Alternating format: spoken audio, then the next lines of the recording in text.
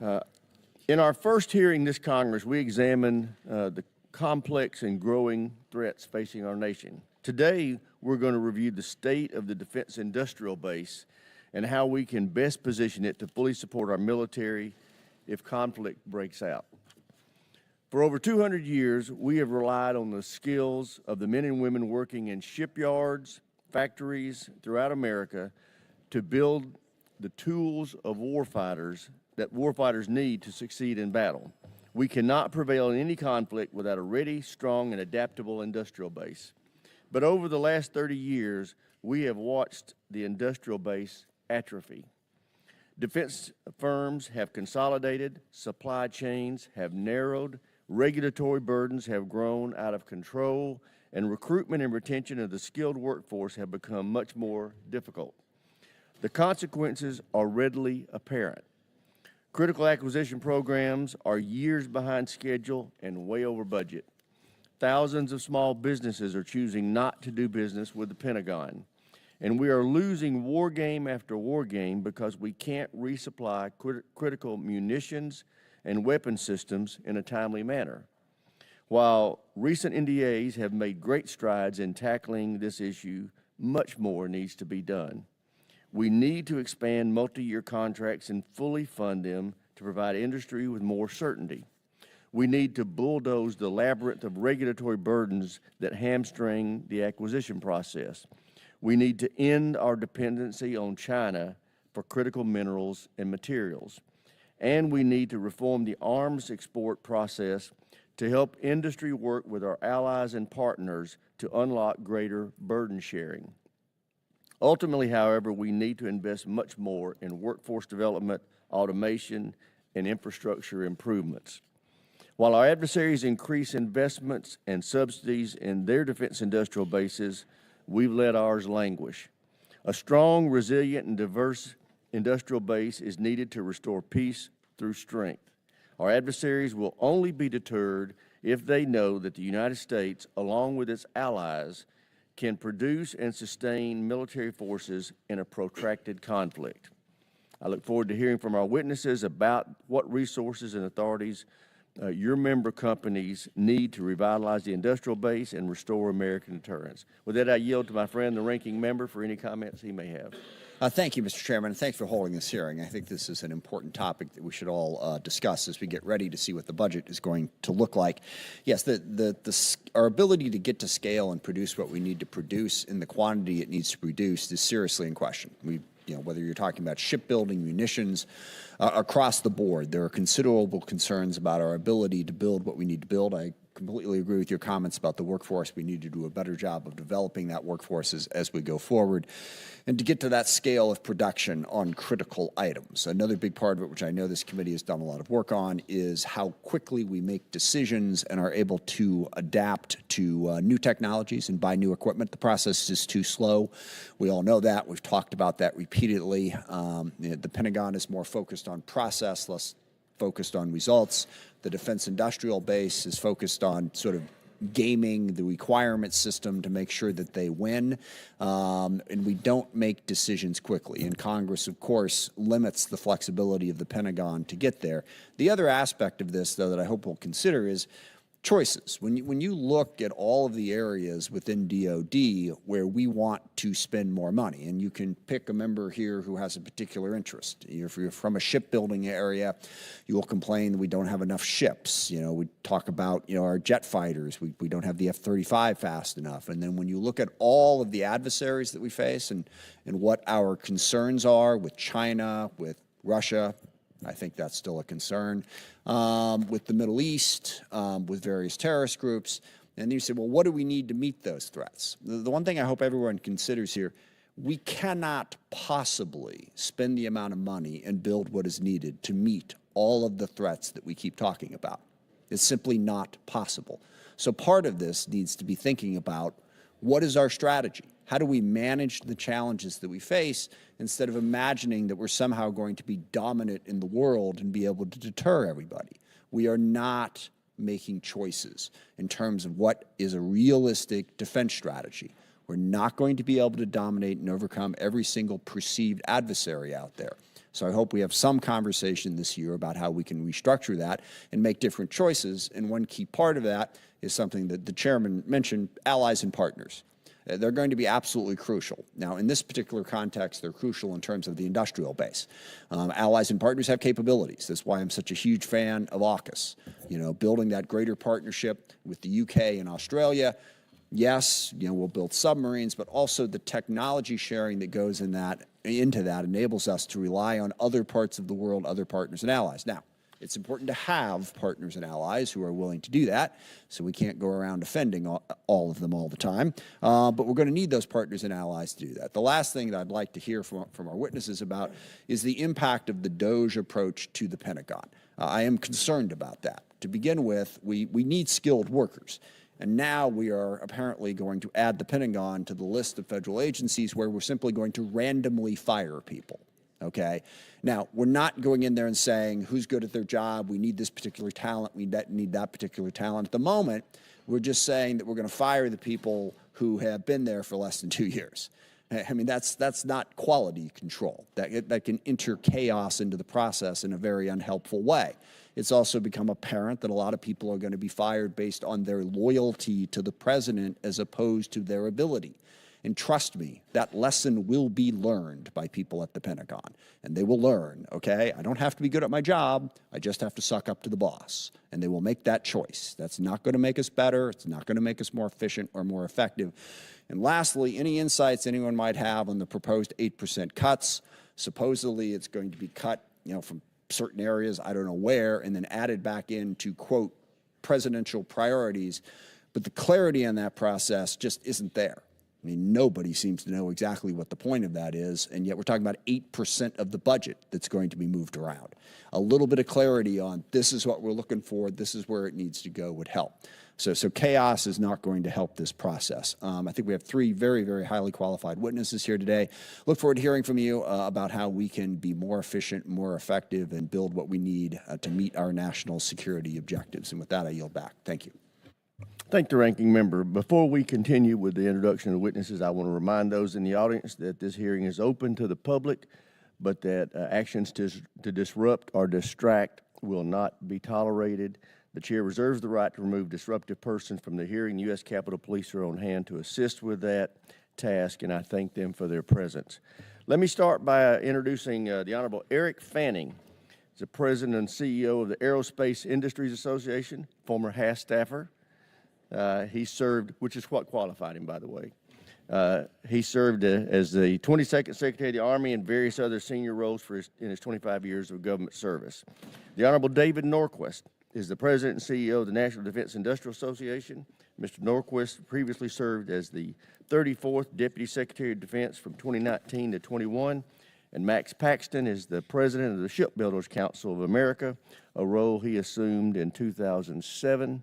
After a very distinguished career as a senior advisor in the Senate. With that, Mr. Fanning, we'll start with you. You're recognized for 5 minutes. Thank you, Mr. Chairman, and my time. You need to turn your microphone on. Thank you, Mr. Chairman. My time on the HASC staff was. I don't think your microphone's working. Maybe pull it closer to you, Eric. Thank you, Mr. Chairman. There we go. My time on the HASC staff was well before anybody on the committee was on the committee. Chairman Rogers, Ranking Member Smith, and members of the committee, thank you for the opportunity to testify on the importance of strengthening the United States industrial base. Every morning, more than 2 million Americans employed by the aerospace and defense industry go to work with one mission in mind: to enhance deterrence by increasing the lethality, survivability, and chance of victory for the warfighter. This is our industry's primary driver: to make our country safer, more secure, and more prosperous. To do this, the companies that make up the defense industrial base rely on clear demand signals from Congress and the executive branch, sufficient federal investment, a healthy and resilient supply chain, and a regulatory environment that promotes both innovation and adoption. The last 3 years have exposed how many years of policy and funding have shaped the contours of our industry. We invest for peace rather than the deterrence necessary to sustain that peace. We optimize for efficiency rather than capacity. This was true when I testified 2 years ago before this committee, and it remains true today. Despite an incredible amount of attention to the matter, including from this committee, and industry working against enormous economic headwinds to change this, we still have a system that increasingly can't keep pace. However we proceed, we must take an all-of-the-above approach to defense acquisition, recognizing that the defense industrial base is a diverse ecosystem of companies that each have an important role to play. We must ensure the system positions the whole industrial base, primes, new entrants, suppliers, and commercial companies of all sizes to meet the warfighter's needs and the nation's expectations. We can start with the complex maze of well-meaning but burdensome statutes and government policies, which drive up the cost and complexities of doing business with the federal government. Bureaucracies are additive. We create a process to prevent the last bad thing from happening again, well-intentioned and important. But the cumulative effect of this risk mitigation has become a greater risk than the combined mitigation because it's keeping new equipment from getting to the warfighter. Today, it takes nearly 300 days on average to award prime contracts with estimated sales of more than $100 million. For commercial companies used to working quickly, the delays in awarding contracts and executing agreements are a strong disincentive to contracting with the DoD. And small businesses struggle to maintain the cash flow over such a long horizon. Congress should focus on right-sizing the regulatory regime to encourage new entrants and support companies of all sizes within the DIB. The removal of regulatory burdens also applies to strengthening domestic manufacturing and supply chains, as well as for allowing closer cooperation with allies and trusted partners. These global alliances are a competitive advantage for the United States, and we make it too hard for them to work with us and buy the equipment they want, ours. Increasing domestic manufacturing and supply chain resiliency, easing technology sharing requirements, and growing our defense exports are key to a U.S. posture that effectively deters our adversaries. Rationalizing the process for arms sales has the added benefit of creating additional funding streams for the DIB. In the 2024 fiscal year, total foreign arms sales exceeded all DoD procurement and RDT&E accounts combined, a necessary lifeline amid an uncertain funding environment. And federal investment must keep pace with the threats we face. While we all recognize the growing instability around the world, particularly growing threats from China, our actions have not matched our words. Insufficient funding levels, the annual reliance on short-term funding measures, and the constant specter of government shutdowns have created deep-seated and disrupting instability for companies. This, in turn, jeopardizes our ability to maintain production lines, support a skilled workforce, and develop innovative new technologies that ensure our asymmetric advantage. Lastly, guaranteeing the DIB has access to the talent pipeline to sustain its work is foundational to these efforts. Investing in STEM education, reskilling current industry employees for new technologies, and enhancing our country's training efforts, including apprenticeship programs, on-the-job training, and certification and credentialing programs, are vital to ensuring a highly skilled, dynamic future workforce. The administration and this Congress are pursuing a policy of peace through strength. The United States defense industrial base delivers that strength. The nation needs and deserves the entire defense industrial base running at full steam. On behalf of the Aerospace Industries Association, thank you again for the opportunity to testify. Thank you, Mr. Fanning. Mr. Norquist, you're recognized. Thank you, Chairman Rogers, Ranking Member Smith, and I'll bring it up closer. There we go. Chairman Rogers, Ranking Member Smith, and distinguished members of the committee, thank you for the opportunity to speak with you today on strengthening America's defense industrial base, which is essential for our national security. I will limit myself to brief opening remarks. For a more detailed analysis, the National Defense Industrial Association has just completed a report on the resilience of the U.S. defense industrial base titled Vital Signs 2025. And with the Chair's permission, I submit that report for the record. For over 100 years, NDIA has provided a forum for government and industry leaders to collaborate and address complex defense issues so that our nation maintains a strong and resilient defense industrial base.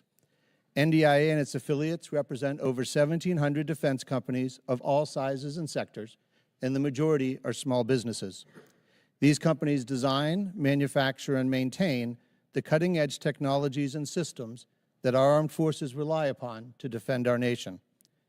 During the last 35 years, government policy and funding decisions have resourced the U.S. defense industrial base for low-intensity conflict. Critical elements of the industrial base, including the manufacturing sector, skilled trade workforce, have atrophied. Industry behavior reflected the funding levels and the rules set by its customer, the federal government. But now the threat has changed.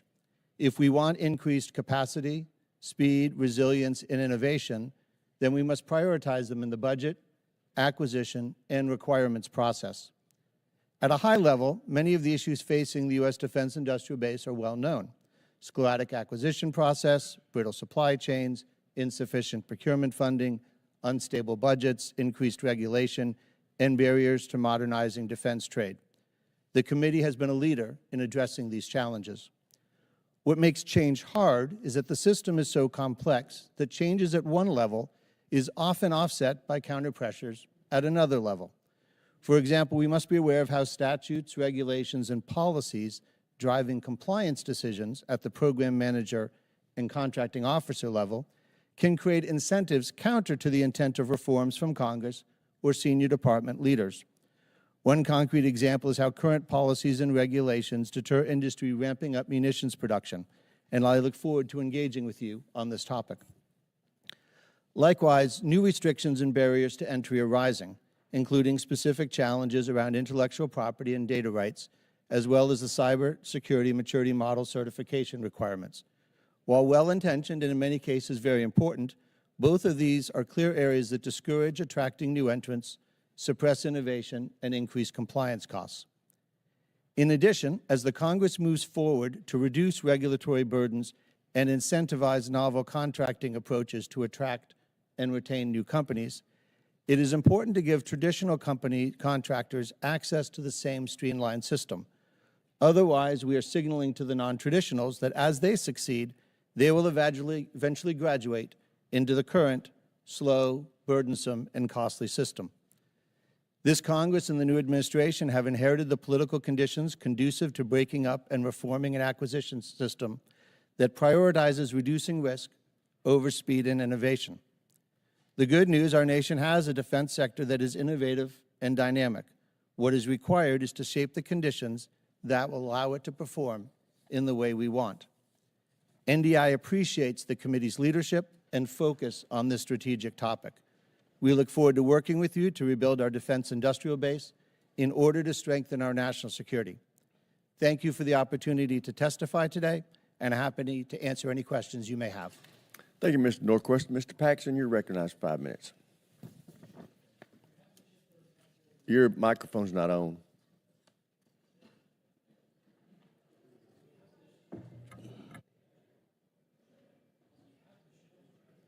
Just see if the staff can get that working. Nope.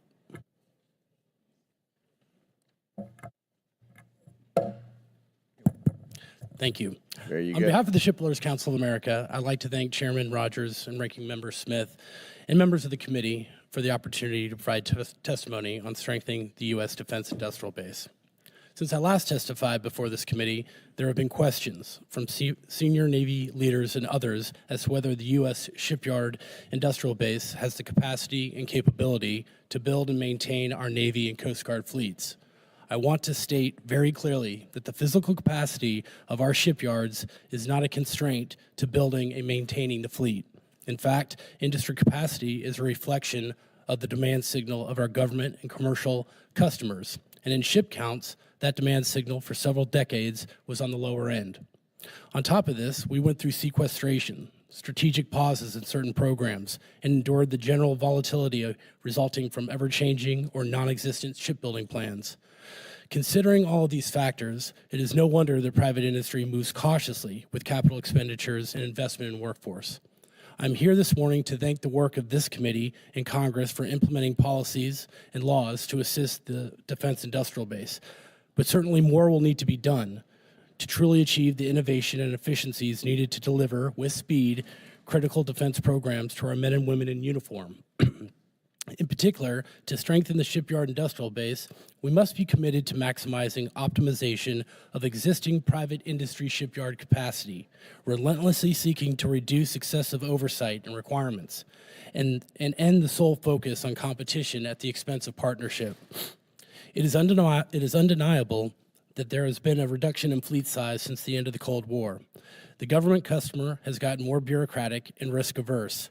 Navy got out of shipbuilding role in 1971 when they determined private industry was producing ships 20% cheaper. Over time, Navy's oversight and bureaucratic reach stymied innovation and has slowed the industry rather than sped it up. Anecdotally, I can see this on the ground. For example, I was recently in the shipyard where the ratio of shipyard workers to government oversight was 16-1. And in another smaller shipyard had a 2-to-1 ratio. In any objective view, this is simply not efficient and overly burdensome, resulting in bureaucratic breakdowns impacting schedule and cost. Shipyards invest significant efforts in preparing designs, conducting extensive feasibility assessments, and shaping workforce plans based on initial requirements. Even when a company wins the contract, they're still dealing with shifting requirements after contract award, pushing even more cost burden onto shipbuilders while adding delays and inefficiencies. Sailors deserve the best we can offer. However, we are over-designing platforms to the point that they are not able to be manufactured, and thus sailors are asked to perform on older vessels with less capabilities. There must be some level of mission sufficient when it comes to design. Additionally, Navy ship repair has been scrutinized in the headlines, with some going as far as to suggest that we should outsource our critical maintenance availabilities to international counterparts. Outsourcing would only exacerbate the decreasing workloads in the domestic private ship repair market. Instead, we need to address the fundamental issues impacting ship repair, including increased complexity of work, available materials, and how to facilitate a reduced regulatory structure. Lastly, I'd note the current prospect that we are facing a year-long continuing resolution is agonizing to industry. It is paramount that Congress does its part and returns to passing regular appropriation bills on time before the end of each fiscal year. SEA would encourage the Congress to continue to support stable, realistic, and predictable budgets for the U.S. Navy and Coast Guard, and we appreciate the work of this committee has done to see these goals realized. Ultimately, we need to change the behavior as we're currently in an adversarial environment in contracting and design, which is a lose-lose for industry and Navy. We must return to a partnering model where the government, customer, and industry focus on continuous process improvement and joint ownership of problem resolution. We need to view industry and Navy and the Coast Guard as partners and share equally in the risks with the common goal of delivering quality ships on time and on budget. Thank you, Chairman Rogers and Ranking Member Smith, for allowing me to testify with such distinguished witnesses, and I look forward to your questions. Thank you, Mr. Paxton. I thank all the witnesses for their time they put into making those statements and preparing for this hearing, and I do appreciate your attendance and participation. I recognize myself first for 5 minutes. Start with you, Mr. Paxton. Tell me what the shipbuilding industry's done to strengthen its supply base. I understand I'm hearing all kind of horror stories about supply chain problems that have really been exacerbated since the COVID pandemic, but tell me what you're doing to make sure that your supply chain is not a problem. Thank you, Chairman Rogers. First, I'll say our shipyards are constantly taking the pulse of the health of our supply chain. It's absolutely critical that we know where our sole source suppliers are and what the health of our industrial base looks like. We are investing in the supply chain. We're grateful for the work that this committee has done, and the Congress has appropriated money for the submarine industrial base and the maritime industrial base. Those initiatives are having a real positive impact on the supplier base. But overall, you're correct, Chairman.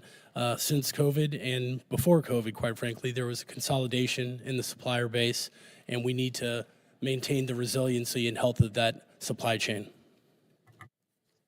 Well, Mr. Norquist, you talked about how current policies and regulations are making it harder for industry to ramp up munitions production.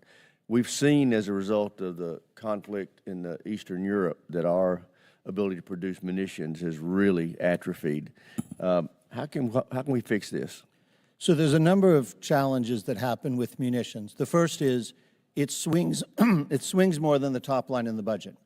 When the budget gets tight, often the department will ask for amounts only necessary to keep a facility open and running. And so you see this unstable demand signal that happens on the munitions. So that's one of the challenges. I think also, if you look at certainly the unclassified war games, but this committee may have access to classified ones, to ask the question whether the floor that we're building to in peacetime is in fact the appropriate inventory of munitions we should have versus the requirement. There's an assumption that once the war starts, all of a sudden things will be available that weren't before. I think there's a risk to that, certainly when the other team can attack. There's also rules about when you have a profile for munition that shows a drop-off at the end. It discourages someone from opening a second production line because by the time you bring in trained workers, by the time you get it up and running, you'll turn around and have the production drop. And so trying to rationalize the quantities you're buying with what you want the company to do in terms of factories.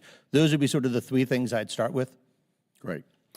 Mr. Fanning, you and I talked in my office yesterday about the effect of CRs on cash flow and how that's affecting companies in the supply chain. Would you share with the committee today your thoughts on what these CRs are meaning in just the actual operational abilities of supply chain companies?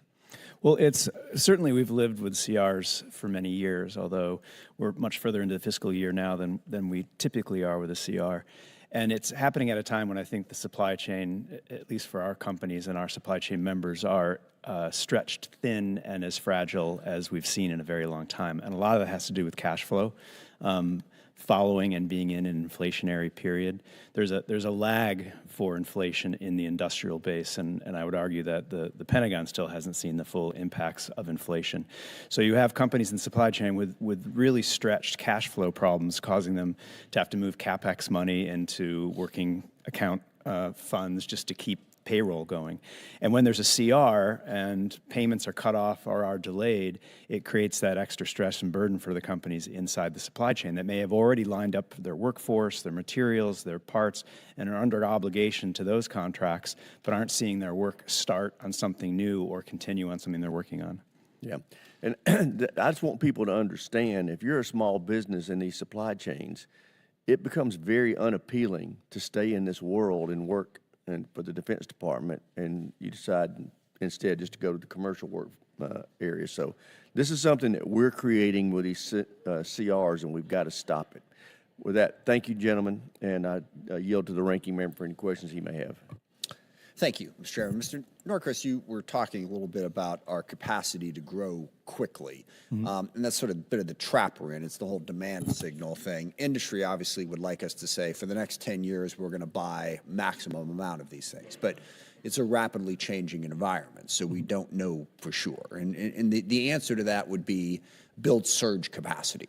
So that you could, is there any way to do that better than we've done it currently, or is it just the case that given how complicated it is to make systems these days, that factoring in some sort of surge capacity in your plan is just really difficult? Because to bring in surge is to bring in, the time you train and equip people, but we also don't ask for it in our contracting. So typically, if you have two bidders and one builds excess capacity, they will bid a higher price and lose.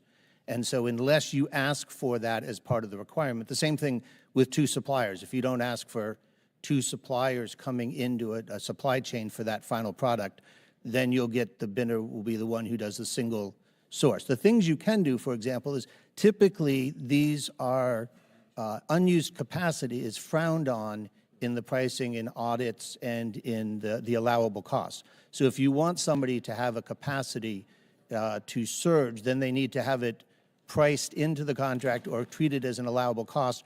But you want to be careful where you do that. You only want to do that in the things you're trying to allow because it is an extra cost for the system. So as you point out, you can't have everything. You need to figure out which are the systems, which are the items that when the war starts, or before the war starts, you will need to surge, and how do you provide the rules for those contracts and those items to allow for surge capacity? Well, and that's something I really think that the DOD and this body needs to do is make better choices about that. We're all in favor of everything, You know, if everything's a priority, then nothing's a priority. And I think we need to really focus on that. I mean, it seems to me that, you know, drones, missiles, counter-drone, missile defense are high priorities. And yet we're funding a whole bunch of other things. So I think some choices need to be made. Mr. Fanning, you were talking about the slow pace of contracts, and I'm with you. We could go through any number of different stories. I mean, the Jitters radio, God help us, the tanker. I mean, that was when it was like 2004, I think, when we first said that, maybe 2003. We still don't actually have the functional tanker. What can we do to speed up contracting? Well, I don't think there's unfortunately any silver bullet to this. Yeah. I think the entire Give process. you a brass bullet. Yeah. You know, just the a entire little process from end to end, you know, needs to be rationalized. As I said before, what we see in bureaucracies is sort of a steering by the wake attitude, and processes are important, and you want to prevent bad things from happening. But it just adds to the slow nature of the contracting. I think we're at a time where we need to add some thoughtful risk back into the system in order to get speed. And there are ways to do that. It requires careful oversight to make sure that the risk was well placed. But I think that's a larger cultural issue of taking risk to move faster. And I don't think that's what we reward in the system. It's not what we train for in the system.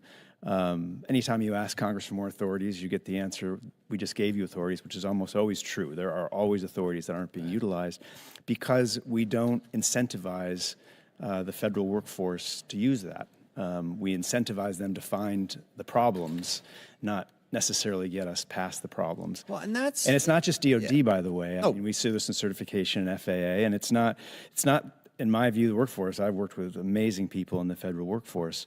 They are rewarded when they catch the problems, and we need to think about that. And we can target it to specific sectors of what we're trying to produce in DOD to experiment with that and pilot it. But I think we really need to train those workers, that workforce, differently, and incentivize them and reward them for taking that risk and getting things to the warfighter faster. Now, take my last 30 seconds here just to restate an editorial comment about the DOGE effort and how we are going in there. It's what's so maddening about this is if you were to go in there and say, we want to make the changes in the workforce that you just described, just set the incentives differently.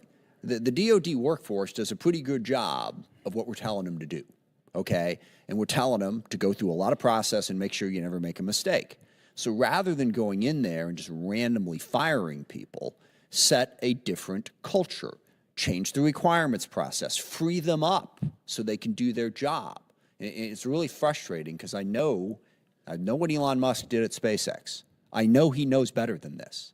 So I just don't know what the hell's going on. Well, I have a suspicion, which I'm not going to get into at the moment, but it's a huge missed opportunity to actually make the workforce at the Pentagon better, more efficient.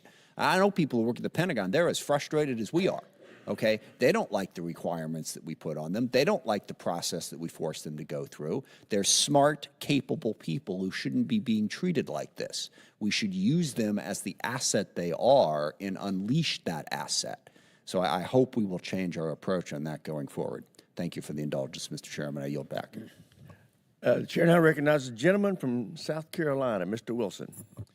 Thank you very much, Mr. Chairman. And indeed, Secretary Fanning, we're glad to have you back. We appreciate your heritage, and we appreciate all of you for being here today.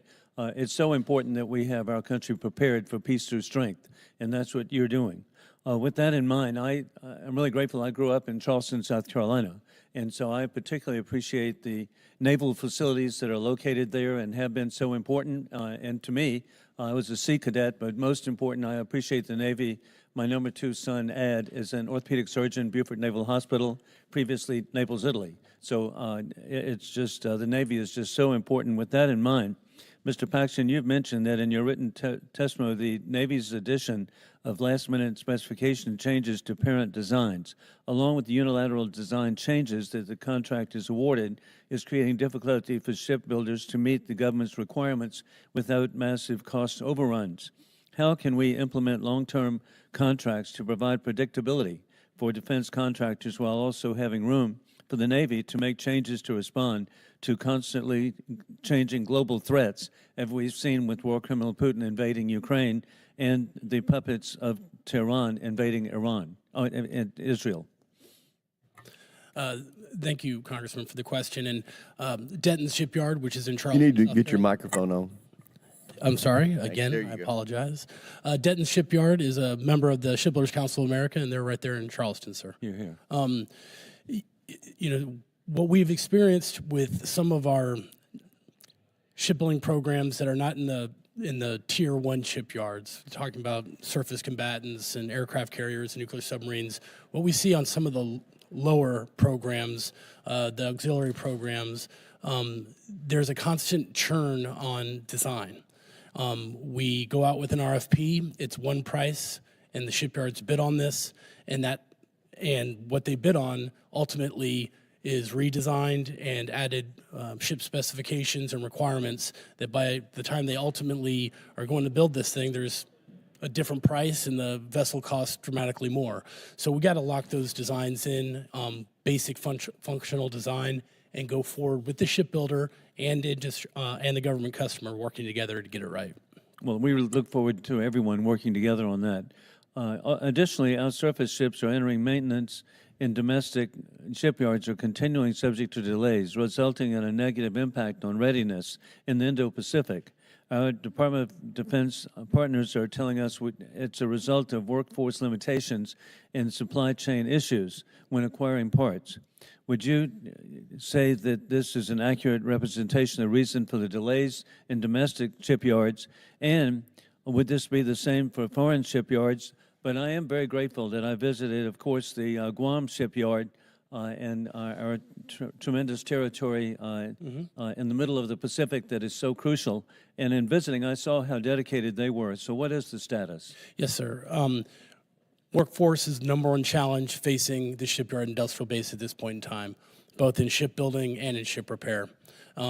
So workforce is a challenge. Coming out of COVID, what we did see was kind of a generational shift with the aging of our workforce, with a lot of our experienced shipyard workers just retiring out of the industry post-COVID. So whereas in the mid-1990s, a supervisor might have had 20 years experience, sir, some of those supervisors have 4.5 years. So there is a greening of the workforce. But I can tell you this, our shipyard industry is investing the money and the resources to ramp that workforce back up. As for foreign shipyards, sir, they're facing similar challenges with their workforces as well. And it's our number one priority to get it right. And indeed, the Republic of Korea, to me, is so important, and what an opportunity, and with the backup at the Guam shipyard. Mr. Norquist, you've stated that many issues of our defense industrial base are being faced, and we see with war criminal Putin invading Ukraine and the attacks on Israel by the regime in Tehran and its puppets, that we have difficulty refilling our stockpiles. What is the status of a defense contractor to be able to increase production or shift from commercial production to military production?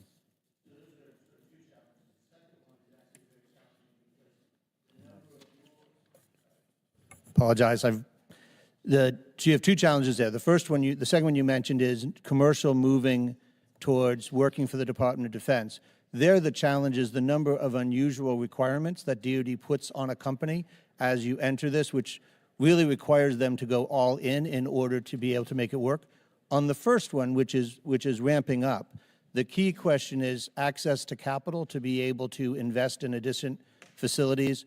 The supply chain, in some cases, when we're ramping up one munition, it uses the same solid rocket motor line that 2 other munitions use, so they end up getting stuck. And then the third one was mentioned before, is the training of the workforce.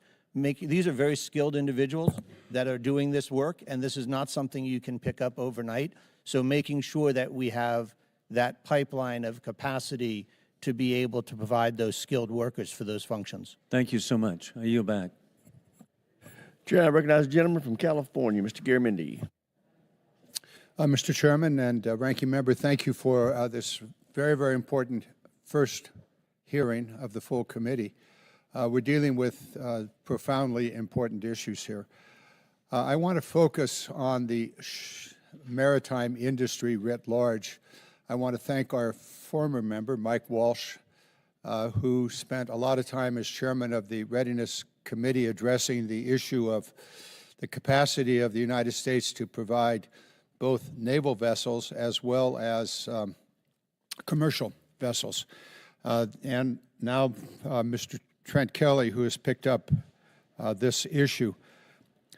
The introduction last year of the Ships for America Act is the most comprehensive piece of legislation in recent history, perhaps in all history, about how we can address the maritime challenges that face this nation, both in the naval issues as well as the commercial.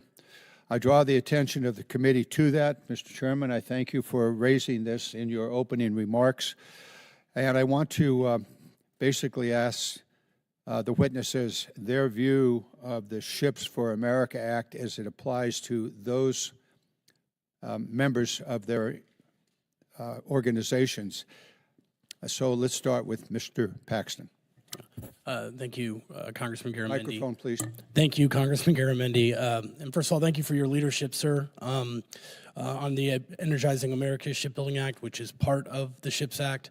And thank you for your sponsorship of the SHIPS Act. Not since the 1970 Merchant Marine Act have we seen a peacetime buildup that the SHIPS Act would portend if we were to pass that legislation. Having a national maritime strategy is a failure. We should have a national maritime strategy that stitches together the commercial industrial base with our Navy, with our Coast Guard, with our Merchant Marine, and the SHIPS Act does all of those things. And again, it really begs the question of, do we want to be in international commerce? Do we want to have a global logistics arm with our U.S.-built, U.S.-flagged, U.S.-crewed ships? And I think the answer is yes. Thank you. So I think one of the important things about the SHIP Act is it creates a framework for significantly enhancing the domestic shipbuilding and the repair. And one of the important things is, as we look at these challenges, many of them are industry specific. The type of changes you would make to increase and work through the shipyard industry might be very different than some of the others. So I think when you have such a complicated process, putting that focus there is particularly valuable.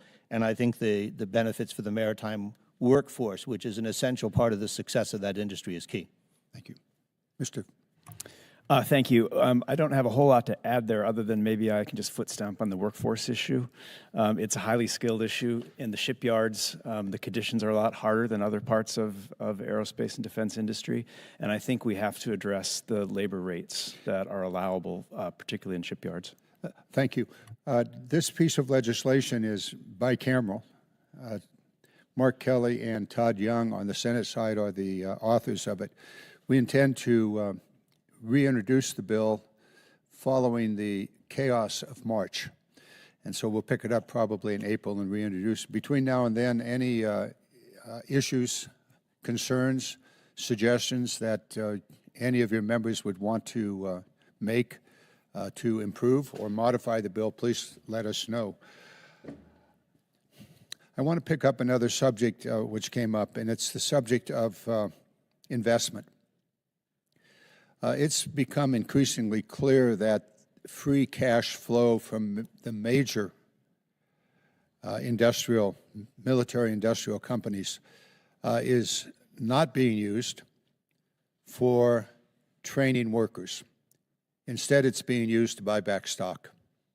I think this is a major issue that we should pay attention to.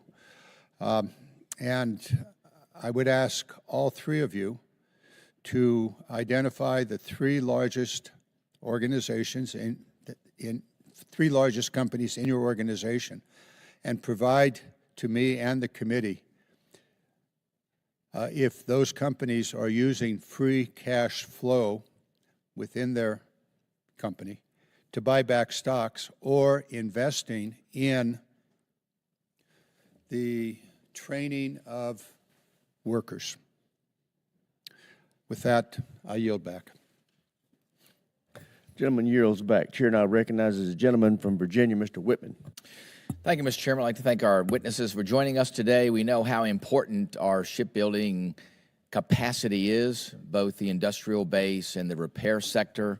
That's going to be the key for us going forward. We know that we have a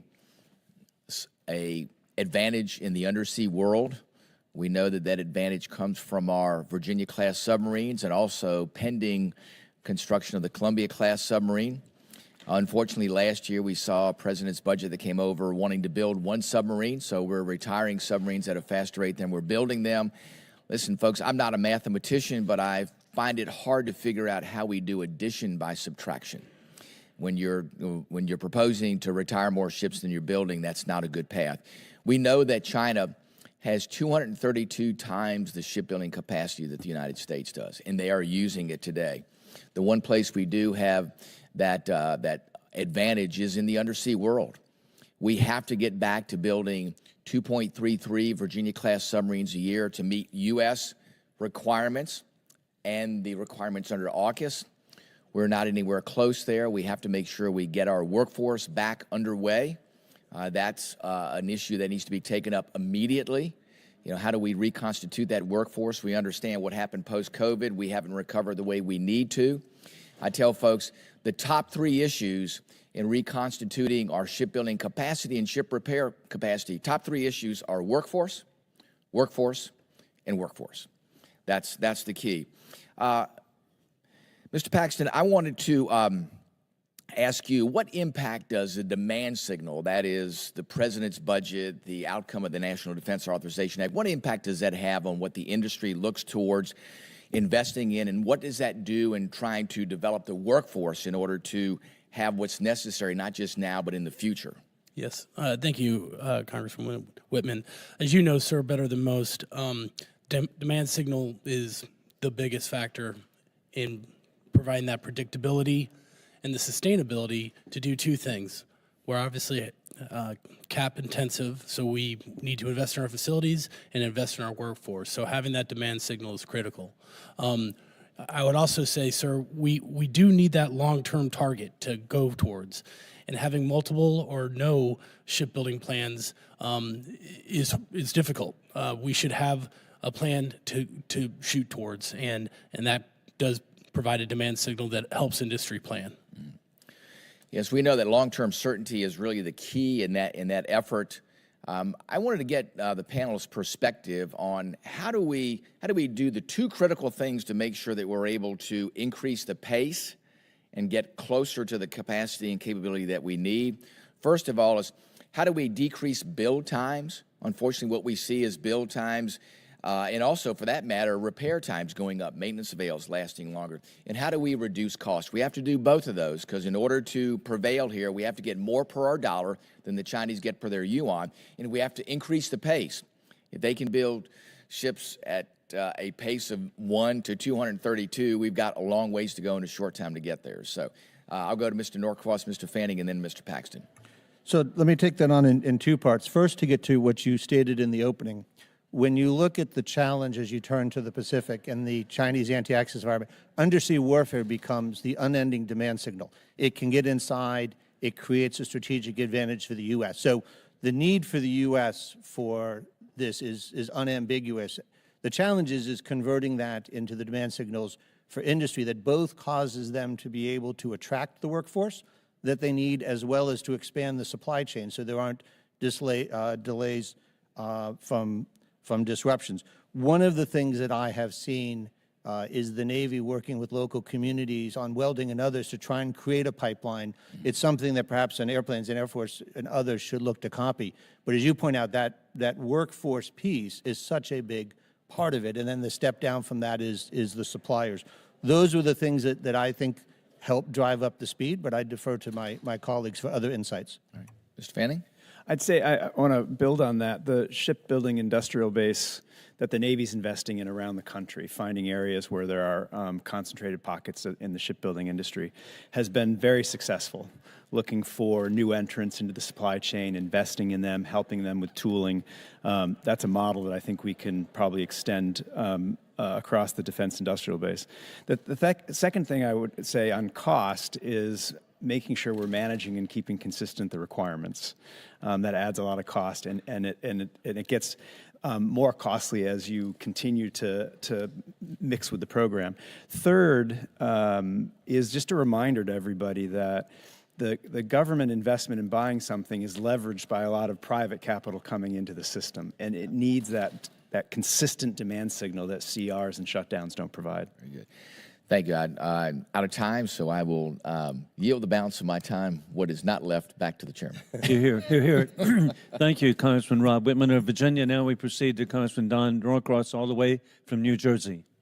Thank you, Chairman, and the panel for being here today. It's a fascinating conversation that we've had repeatedly year after year, but certainly in the last few years, it's come to a head, and we very much from a armed services standpoint have looked at the submarine base. The idea that we are going to build submarines is something that everybody knows. So from that perspective, the government is sending the correct signal, but it is much bigger of a problem than that when we look across the entire base. I sit on the hardware committees along with Rob and others, so we've seen the most important thing is a demand signal from government that we're going to build. That's only part of the equation. The other part of the equation is that we follow through on it. I can cite example after example where they go and put the capital into the facility saying we're going to build, and they don't build. Who makes up for that? Now, there's good reasons that happen, but it doesn't help the problem. You know, our industry across the defense ebbs and flows. We'll have surge, but in what we build each and every day, we don't have surge capacity. I suggest, and I've mentioned this before, that we look at a way, how can we surge? You start out with your facilities, which you say generally we have them, but they can be ready. The raw materials or equipment to build it, and then what Rob said, and I firmly believe, the longest lead item, the hardest to get and the hardest to retain is the human side of this. So with that being the pinch point on this, how do we look at the American workforce creating surge capacity that we don't do? You can have your core people. The one industry that does this every day is construction. They have hiring halls. When things go well, they hire them. When they don't, they let go. But they always keep their core group. Why haven't we looked at that? Because very skilled, something you can hire and lay them off when you're finished, and that is their world. So let me go right down the list and start with you, Mr. Paxton. Surge capacity, which is a pinch point.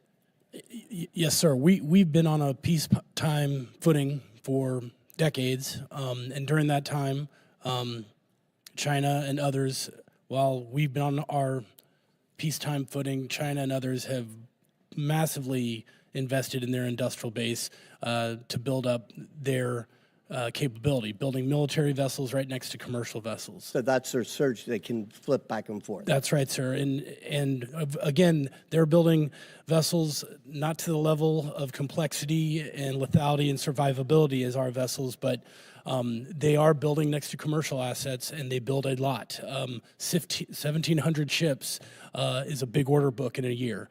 So that's the difference in China. And here in surge capacity, you know, I think of a Philly shipyard, which is up your way.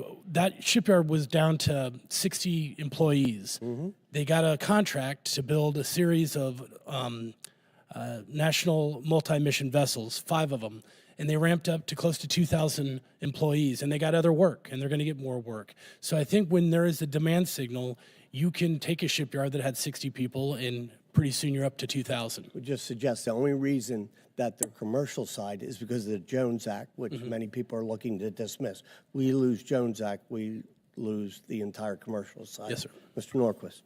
So I think the first part is when the contracting officer goes to the industry, if they disfavor a bidder with surge capacity because it has a higher price than the one without, you're going to get what you asked for in the contract. So you have to say, I value surge capacity. The other thing is because all of these facilities are drawing from long supply chains, you also want to move away from just-in-time inventory. You want to pay people to be able to store large parts. And this has really 2 advantages to U.S. from national security. One is, if I want the facility to go faster and they go and they lengthen the shift, the parts are there to be able to finish. The second part is if there's a conflict and things are getting disrupted, you have the current inventory to keep moving while you try and figure out what has happened to the disrupted supply chain. So from a national security point of view, asking for a move away from just-in-time inventory is a national strategic interest of the U.S. government. Excellent.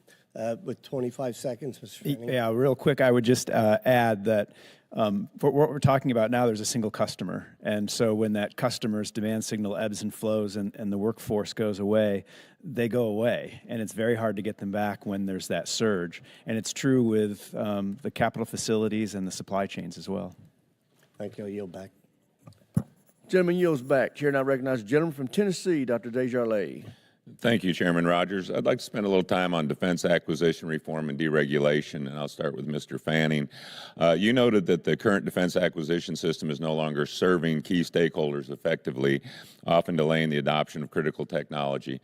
What specific reforms would you recommend to streamline the acquisition process while maintaining accountability and oversight? Well, I think there are different categories here. One is just regulations or requirements that can be changed right away. For example, cost and pricing data, raising the threshold there. Providing costing data that's been validated for one company across the entire defense industrial base. There are lots of different things I think we can do now for efficiencies, but I think the entire system needs to be reviewed because it's been built in an additive way over many years. There's no silver bullet to fix this system, and perhaps you'd want to pick some new advanced technology platforms like drones where you pilot something new for the entire industrial base to compete in and try something that moves faster with a little bit more risk in the oversight. You mentioned that it takes nearly 300 days on average to award prime contracts over $100 million. I'm glad you highlighted this point because it's utterly insane, but sometimes it helps us when we can see practical effects of these bureaucratic hurdles. So can you provide specific examples where the contract delays have had a direct impact on national security and military readiness to illustrate this point for us? Well, two things come to mind. One is just the delay of getting something into the warfighter's hands. We're not moving as fast as our incredible manufacturing and technology industries are, and increasing our adversaries are catching up with us. That's one. The second is it has tremendous ramifications on the supply chain, which is already fragile. When it takes so long to get something under contract, smaller companies that don't have the same cash flow, cash reserves, or access to capital, especially in a time when capital is more expensive, money's not free anymore, there's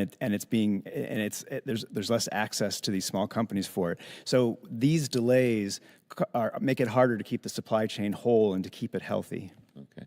Let's shift gears a little bit and talk about the rare earth minerals and the Ukraine agreement.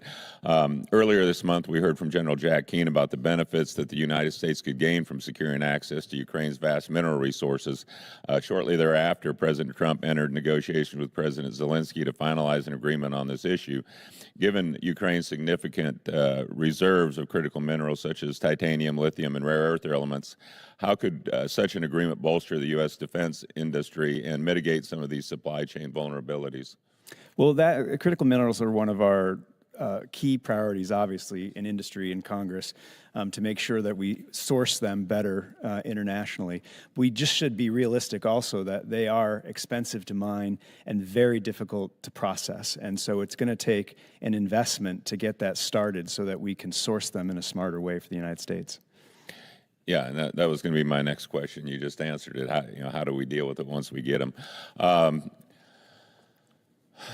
The defense industrial base has seen significant consolidation over the past few decades, with nearly 70% of the companies that once served DoD in the 1990s either merged or absorbed. As some of you have noted, the transitional primes bring scale, experience, and cash flow to the table, while the smaller firms serve as powerful innovation incubators. From your perspectives, has this level of consolidation successfully balanced these two interests, or is there a tipping point that we may reach? And anyone can answer. So I think what you always want in the defense industry is a dynamic where new firms are able to come in, and if they are successful, able to grow. So I think the consolidation was a reflection of what was happening with the defense budget. And as you have them, the balance between the sizes of them really should be an outgrowth of firms that are successful, firms that are delivering, moving, and being successful in the market. So my view is you want to see small businesses graduate. You want to see new firms entering. And the challenge is we're not seeing a lot of that right now. We're seeing small firms and others leaving, which is a risk. Okay, thank you all. I yield back. Chair now recognizes the gentleman from Massachusetts, Mr. Moulton. Thank you very much, Mr. Chairman. The state of our defense industrial base is concerning, and there's no argument there. I don't think you're going to hear arguments from us. But we also have a problem where there's just a fundamental lack of competition. And a great example is with the F-35. That program's been around for 24 years. Not once in 24 years have they ever delivered anything ahead of schedule. I'm not sure they've ever even delivered anything on time. Many of the delays with the F-35 we've learned on the committee have to do with the software. And it turns out that Lockheed Martin is not a software company. But of course, America makes the best software in the world. We have a lot of firms that make software. The problem is that Lockheed won't give up the rights to that software. So there's no competition. And we're not tapping into the talent and knowledge in America when it comes to software development. Now, I would argue that if we were on a wartime footing, Lockheed would do the right thing for the country and get others in competing to make software for the F-35. They're not doing that. They continue to report record earnings. So the issue here is that we've got a few primes. They obviously have a vested interest in reducing competition, consolidating the industry. They've been doing that for a long time. And because they love earning calls, they're always going to be investing their own profits. You know, they're making to make sure they're not necessarily, I should say, investing their own profits into innovation. So, Mr. Fanning, you expressed concern in your testimony that 40% of small businesses have stopped working with DoD in the past decade. What can we do as an industry to actually encourage more small business competition? I think there are a couple things. One, the increasing barriers to entry for small businesses.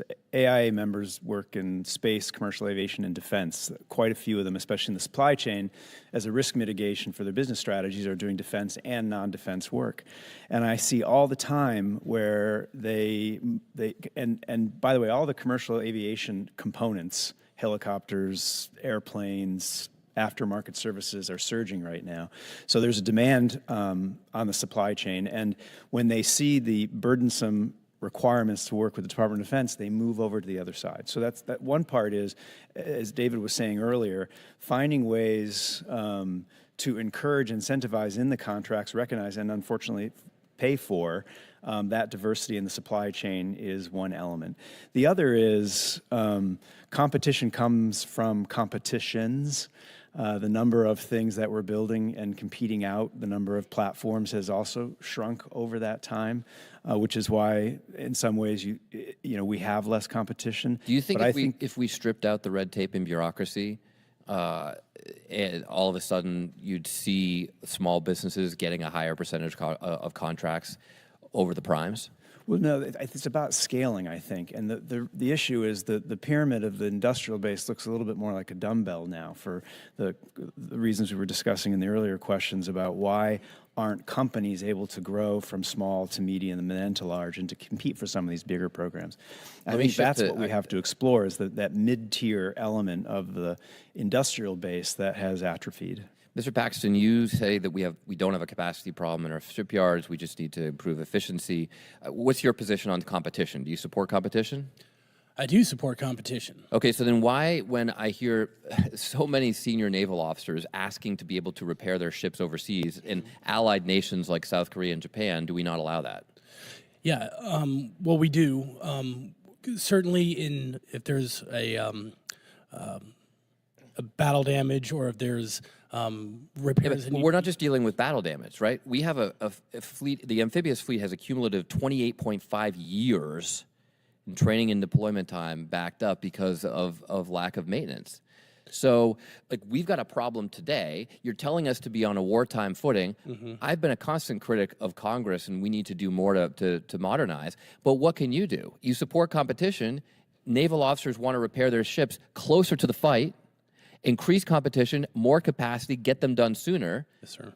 And you're against that? No, sir. If there's emerging ship repair issues, we are all about get it done there. We in the fleet concentration areas, we have private businesses that are investing in our facilities to repair the non-nuclear surface ships, and we have large investments in those home ports at a time where the fleet's shrinking and those workloads and those home ports are going down.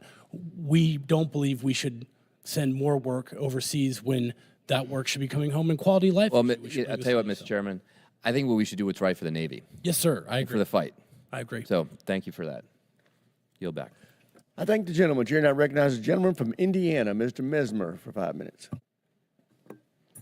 Thank you, Mr. Chairman. Mr. Fanning, spectrum is a valuable, finite resource, and there's those in Congress who want to require the DoD to vacate its spectrum allocations, which I believe would weaken the DoD's ability to protect the homeland and cause other operational harms.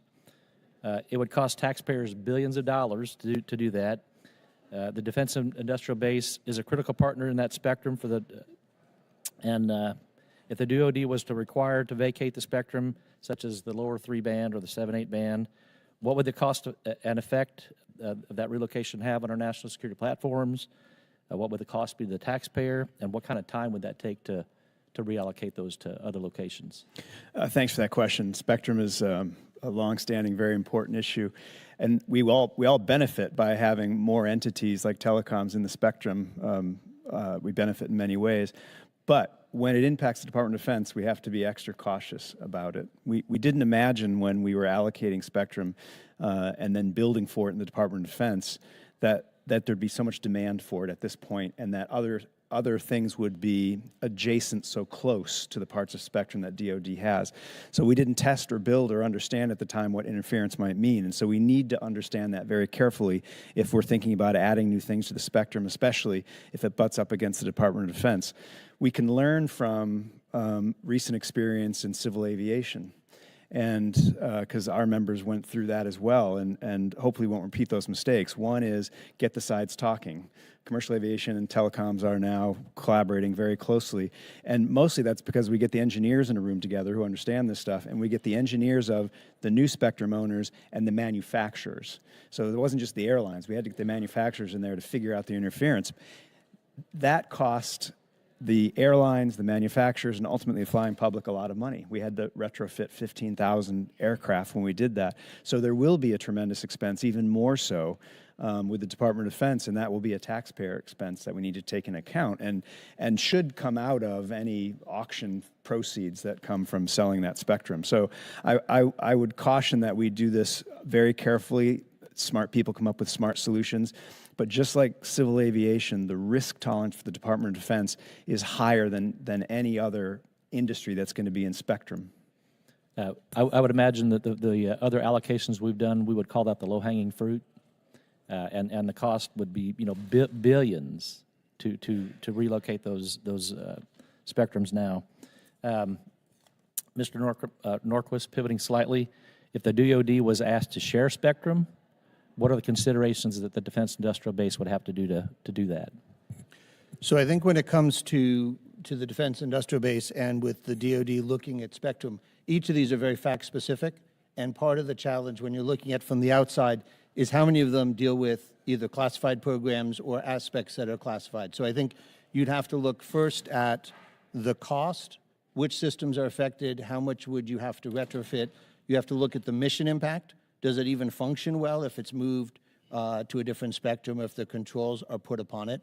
So I think I would urge somebody to approach this with caution, to make sure they fully understood from both an unclassified and a classified side, both the mission impact and the cost and the timeline that's involved if you're trying to convert legacy systems over to a new technology. Okay. Either one of you could answer this. What kind of systems are supported in the lower 3 and the 7/8 bands? Well, some very critical things like ballistic missile early warning are in these bands. And so it's not just that it's Department of Defense. They have some of their critical programs in those bands.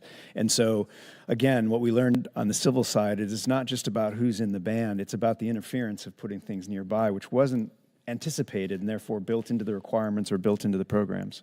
Has to be understood very carefully before you make a change. Mr. Chairman, I'll yield back my time. Thank you, gentlemen. Mr. Fanning, I want to make sure I heard you correctly. Did you say these words, the risk tolerance at the DoD is higher? No, the opposite. Okay. For civil I was gonna say, aviation, I've for the never Department heard of that Defense. phrase with the DOD. I don't, telecoms, that was part of the issue on the civil aviation side, is risk to them was a little bit different. If they encountered interference, they'd find a way to fix it operationally. For civil aviation and for defense, for the military, we need to know that the risk is zero before we make a change. Okay, thank you. Chair, and I recognize the gentleman from California, Mr. Carbajal. Thank you, Mr. Chairman, and thank you to the witnesses for being here today. Mr. Fanning, good to see you again. As you know, I've had the privilege of interacting with AIA through my role as co-chair of the House Aerospace Caucus. Companies in my district have told me time and time again that there is a need to change the way we allow research and development activities to be expensed. Can you speak about what changes are needed to address this R&D expensing issue and how making this change will benefit the industrial base? In the previous round of tax reform, they switched or I should say sunsetted the R&D tax amortization, where if you spend a dollar in a year, you got to deduct that in that year to a 5-year amortization cycle. So you got 20% of your investment. At the same time, China doubled it. They gave you a 200% deduction for every investment you made in R&D in real time. That affects not just big companies that get the attention because that aggregates into a lot of money, but very small companies as well that are doing R&D that have to stop doing it. With the cash flow problems that small companies like in your district are facing, they can't afford what becomes the luxury of R&D investments. And that's not good for our economy, for our country, for our national security, because they're doing some of the most interesting cutting edge innovation and research, but they can't afford it because they have cash flow problems by not getting that deduction in the year they spend it. Thank you for shedding light on that. Something I've heard from the space industry over and over again is that they are facing a shortfall of skilled workers. I have no doubt that this isn't unique to the space industry. Mr. Fanning, Mr. Paxton, and Mr. Norquist, do your organizations have any programs, or are you working on ideas to develop a talent pipeline to develop this skilled workforce? And do you see Congress playing a role in developing this pipeline? Our companies are doing a number of things. They've recognized they've got to step in, work with local community colleges, local high schools, even earlier than that, for example.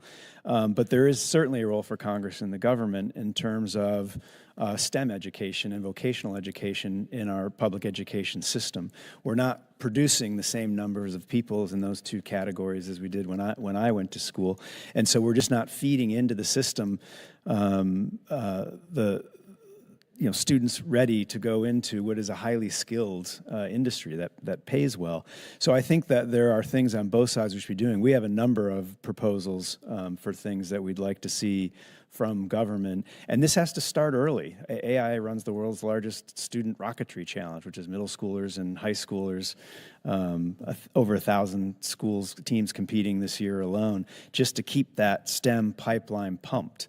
Because what we find is if you don't keep kids engaged in STEM education, they'll go into something else. And so you've got to keep them from elementary school to middle school to high school to college. But what we see is just the numbers keep dropping. It's 1 in 6 high school graduates is prepared to study STEM in college, and fewer than 50% who start actually finish and get a STEM degree. Thank you. Mr. Norquist? So two things. First of all, as an association, we do scholarships for students wanting to study STEM to be able to promote that, and if they're coming into the defense. When we survey our membership, though, what we see is on STEM skills, about 20% say they don't have enough. On trade skills, it's closer to 30%, and then you see a similar 30% when you look at cleared. And each one of those, they highlight the difficulty and the challenge in recruiting. So this workforce challenge has been mentioned before, is extensive, and it pervades the point. I just also want to jump back.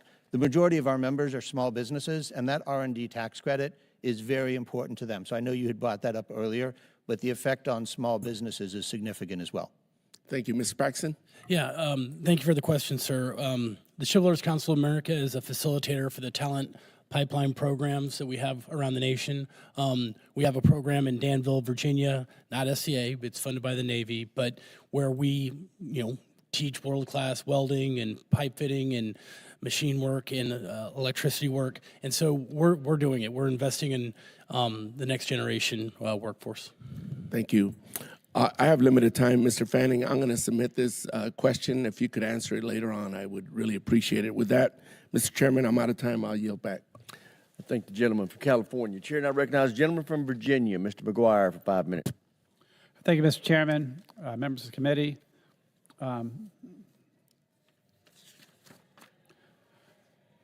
After being inspired by Ronald Reagan to join the Navy, he talked about building a 600-ship Navy. He talked about American exceptionalism. He talked about peace through strength. I was inspired to join the Navy and served as a Navy SEAL. And this was a time when the United States Armed Forces was at the peak of their strength since World War II. It saddens me that we've allowed our readiness and investment in defense industrial base to decline in the 35 years since the end of the Cold War. I think you guys used the term earlier, atrophied in every way. According to most recent data, the Chinese Navy consists of over 400 ships, 225 armed Chinese Coast Guard vessels of 500 tons or more, and vast numbers in the inventory of their maritime militia. The United States 7th Fleet has between 50 and 70 ships near the China and South China Sea. We must work together to ensure that our armed forces and Navy can overcome this threat posed by the CCP.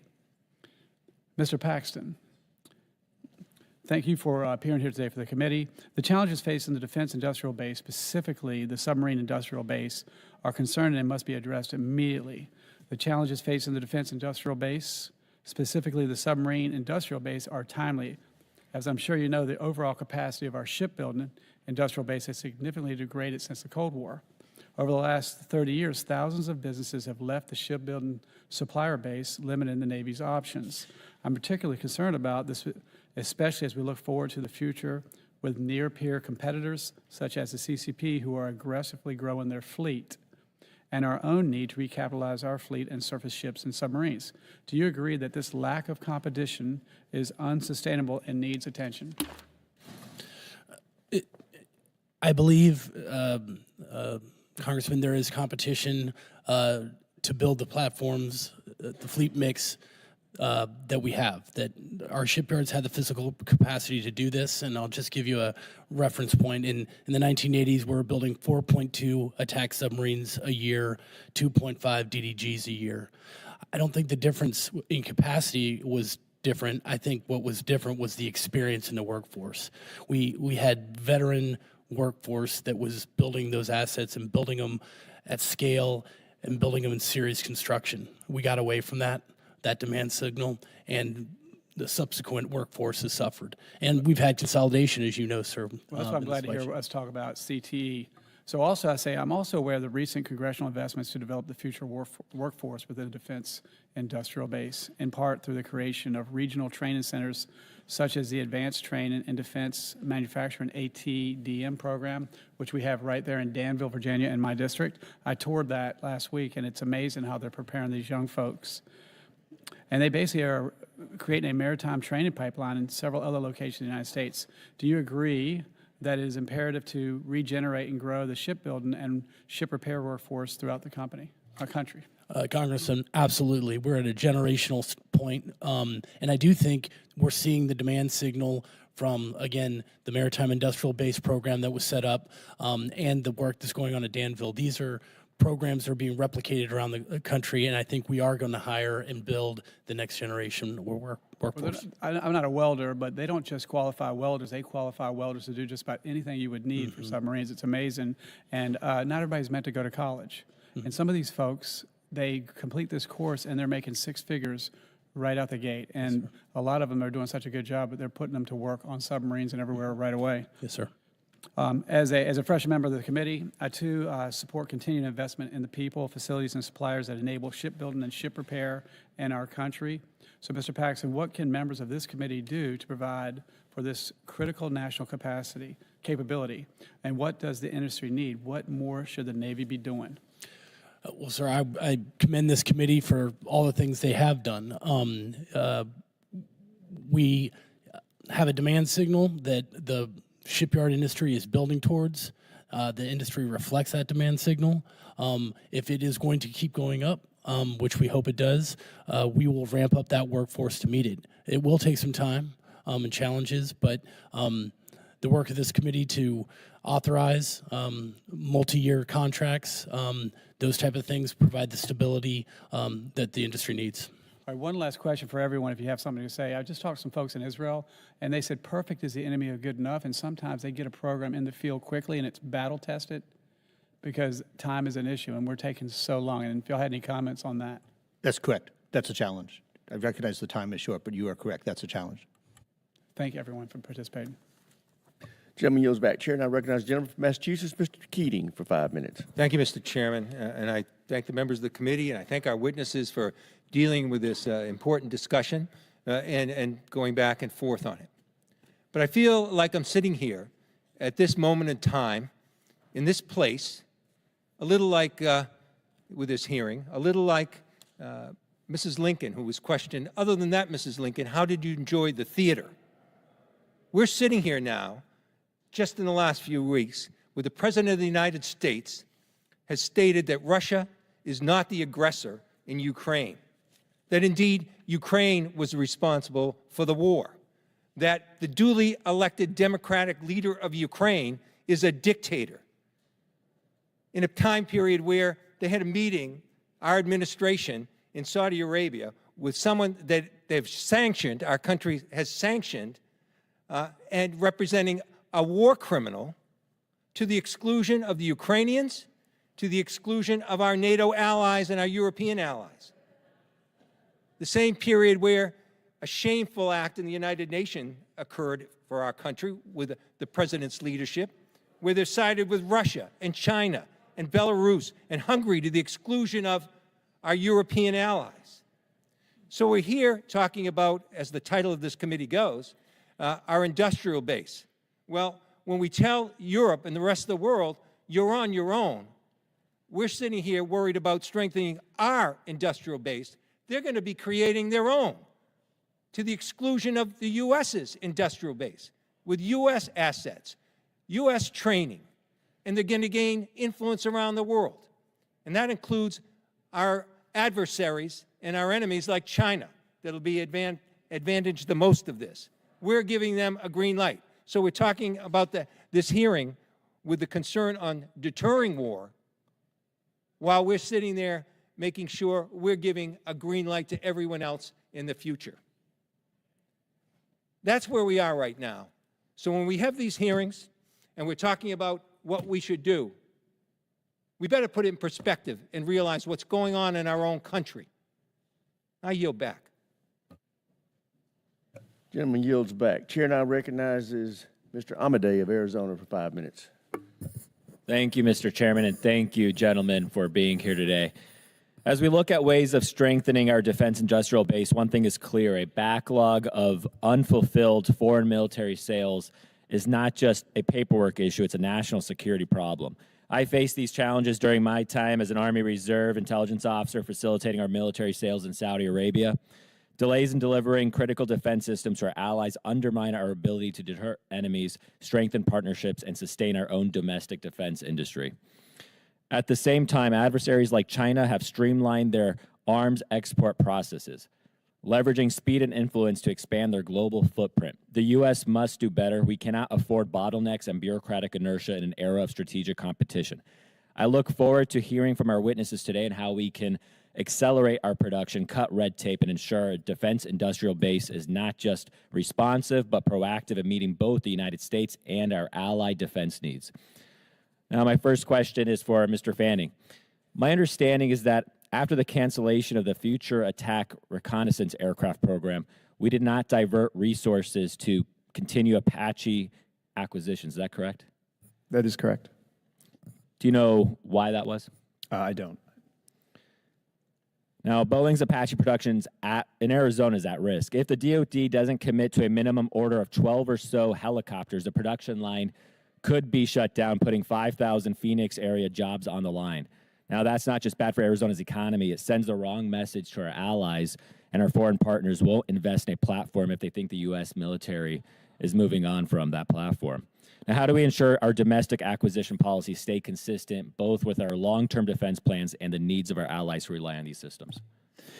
Congressman, thanks for that question. That sort of hits at the crux of, I think, what we're talking about today, which is sending not just a clear signal to our allies, but to the industrial base, so that it invests its money in the facilities, in the workforce, in the supply chain, so they can meet the needs of the Department of Defense. And so that, if I had one single headline for what we need for the defense industrial base, it is that clear, consistent, and sufficient demand signal, so that the industrial base and the private capital that supports it can line up for DoD requirements. And how do delays in the foreign military sales impact your members' companies? Well, it's a frustration all the way around. I mean, as I said in my oral statement, last year, for the first time, foreign military sales and direct military sales exceeded what the Department of Defense spends on military equipment and RDT&E. That's American jobs. That brings down the price for the Department of Defense. That's interoperability. That binds our allies closer with us over a longer period of time. We want to make sure that the wrong people aren't getting our stuff. And the administration decides that. But if the answer is yes, we want to get there quickly. Our allies want to buy our kit, our stuff, and we make it as hard as can be for them to do that. If the answer is no, we should get there quickly as well. So one of our top priorities at AIA is trying to reform and streamline that system. So it meets the intent of making sure bad actors in the world don't get the stuff that we produce, but we ought to be bringing our allies along faster and making sure that we're not disincentivizing them in anything we do to buy someplace else. Oftentimes I see people, it's a pocket veto system. We have got to switch the default to yes. People make their case, or they don't make their case and move forward, because there are other places that countries can go to buy hardware. Mr. Norquist, do you have anything to add? Oh, yes, sir. A couple of things. First of all, in our membership surveys, 55% said foreign military sales and domestic commercial sales were either very or extremely important to the company, creates jobs in the U.S., but it also empowers our allies to defend themselves. You asked for recommendations on change. I'll give you three.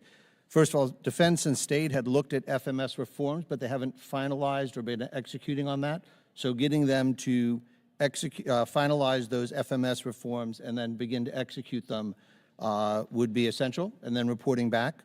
There's also an issue with the ability to switch to direct commercial sales. In many cases, direct commercial sales can go faster, and that's actually within the control of the department to say, this should move as an FMS case. As it move as a direct commercial sale, that will go faster.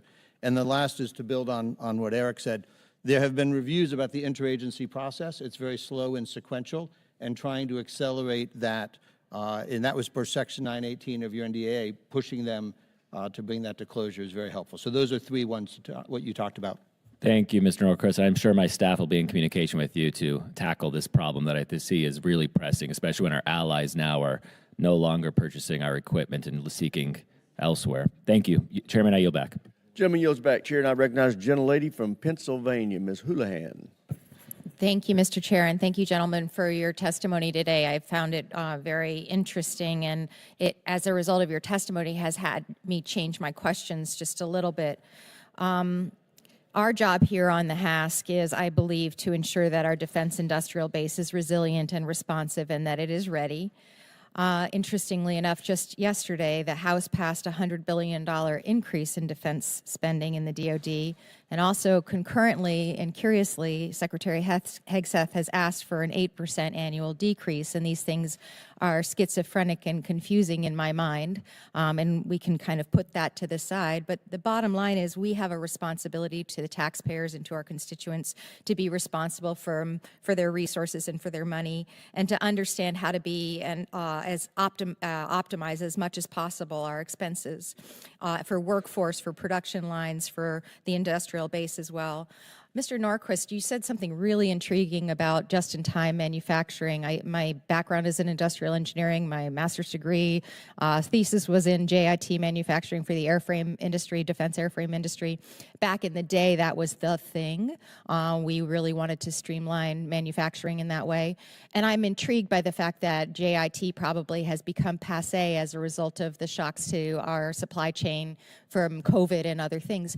Can you dive a little bit deeper in what it would look like and whether we've actually done some studies and whether there's been some conclusions, real conclusions about what the defense industrial base would look like if we actually did carry inventory, and what kind of inventory would it be, and would it be stockpiled, and would it be additive manufacturing, and all of those kinds of things, the devil's in the details. Can you kind of drill down on whether that's a good investment to carry inventory?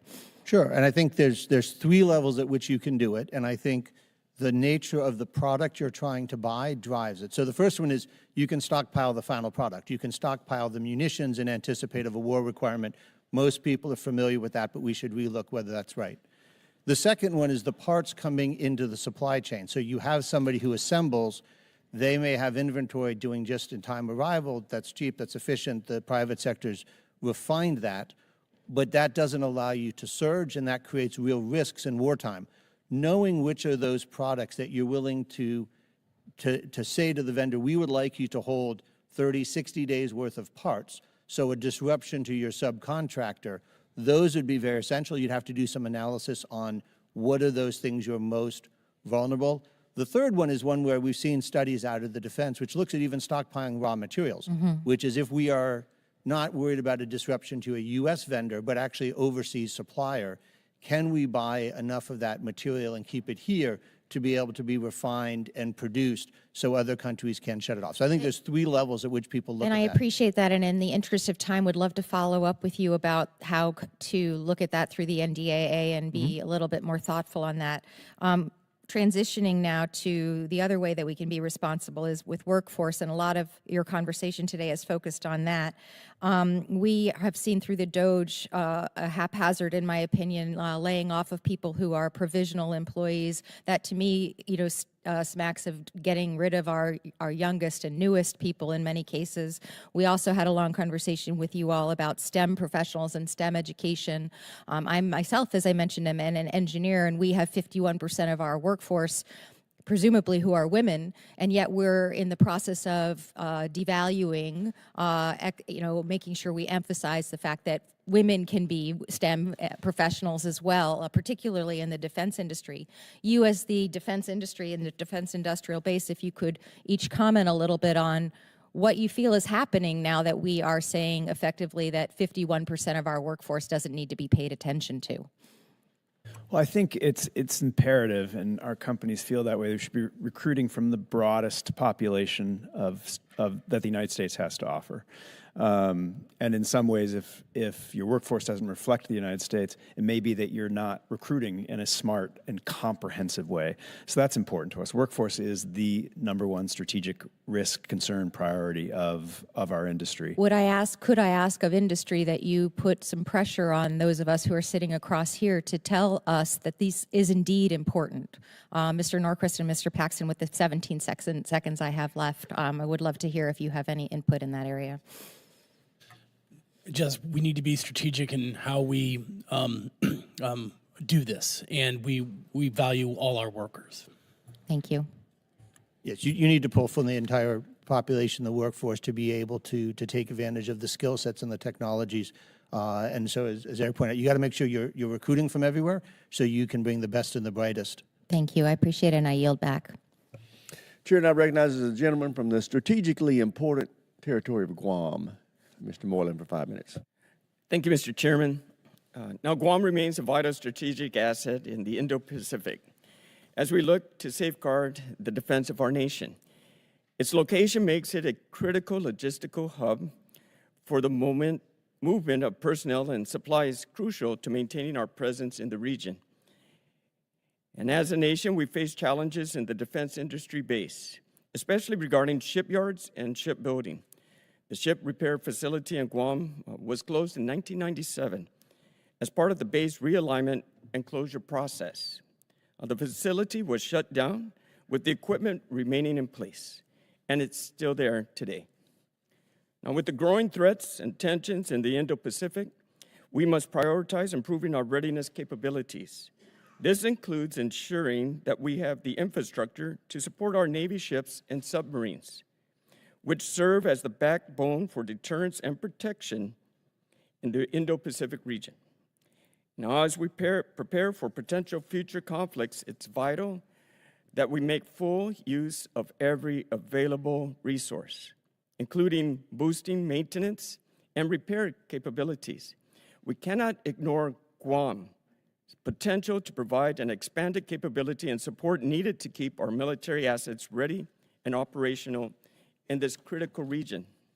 So my question for Mr. Paxton. As I stated earlier, the ship repair facility in Apra Harbor, Guam, was closed in 1997. The facility is still owned by the Navy and is available for leasing to a shipyard company, offering potentials for ship repair and maintenance services. Could you provide an insight into the advantages of restoring the Guam shipyard as a domestic repair facility? Congressman, I think to the extent that we can have strategic capacity and we can have it available to us, we should absolutely be looking at that and finding ways to utilize it the best way possible. Is a time an issue? Do we have serious time constraints in our hands with our Indo-Pacific region? For sure. I mean, we need that area to be very strategic. We need it to be capable. And so to the extent that, there's private industry out there that wants to try to do something with that facility, we would support private industry taking that on. How important? Rate it, 1 through 5, 1 being the best. It's very important. All right, well, thank you. Next question is for Mr. Norquist. What steps can be taken to improve the resilience and the defense industry base against potential disruptions, such as natural disasters, especially in our area? So as you point out that there are multiple challenges to it. You have everything from natural disasters that can disrupt a supplier, and one thing that people forget is the product may be made in one location, but the parts may be made in another, and so therefore if the storm hits one area, you can have an effect. The same thing is with cyber attack, right? You can have an attack on a supplier, and at the end of the day, you can't finalize assembly until you have all of those pieces. So you have to look at a number of things. One is making places more resilient, against storm damage, against other items. Same thing is on cyber protection. And then the third is figuring out how to have supplies moving through so that there is always some capacity. So a short-term disruption while you get a facility up and running doesn't stop everything downstream from the supply chain from it. With our strategic location and our distance being an issue, what do you think about Guam? Are we prepared with what you just said? So I think that the challenge is when you look at the Pacific, Guam is so central to the strategy, right? There's multiple things, whether it's air ranges, repairing on location, movement of supplies. It is the hub for many of those, which brings you both to the question of protecting it, as well as which are the things that you want to prioritize using in that space. Is it prepositioning? Is it facility and production? Is it repair?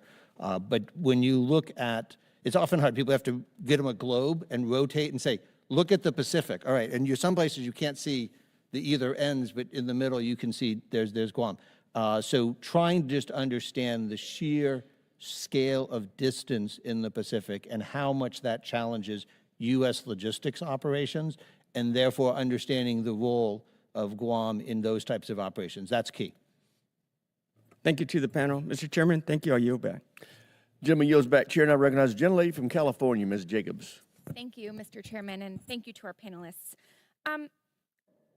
We've talked a lot about workforce today and the importance of workforce. I'm really proud to represent San Diego, one of our major shipbuilding hubs. But I've noticed that one of the things we haven't talked about workforce is actually the role immigration plays. And it struck me that many of my colleagues who are worried about workforce are the same ones who are saying we should restrict immigration, restrict legal immigration. So I guess, Mr. Fanning, could you talk about how restricting immigration would have an impact on these defense industrial base industries that we really need? All aspects of workforce need to be on the table and discussed, including immigration. A lot of our workers are cleared, highly skilled, take years to train, but no workforce exists in isolation. And so if any industry is having problems with its workforce, it could create problems for ours, including driving up wages. So I do think we need to discuss that and making sure if we can't organically fill the workplace needs in our country, how we go about an immigration policy that helps with that. Thank you. And, you know, we've talked a lot today also about these like big, exquisite capabilities, right? F-35s, ships. But I think one of the lessons of Ukraine is that military dominance isn't just about how much money we spend and how many big things we have, right? It's about agility, adaptability, cost-effective innovation.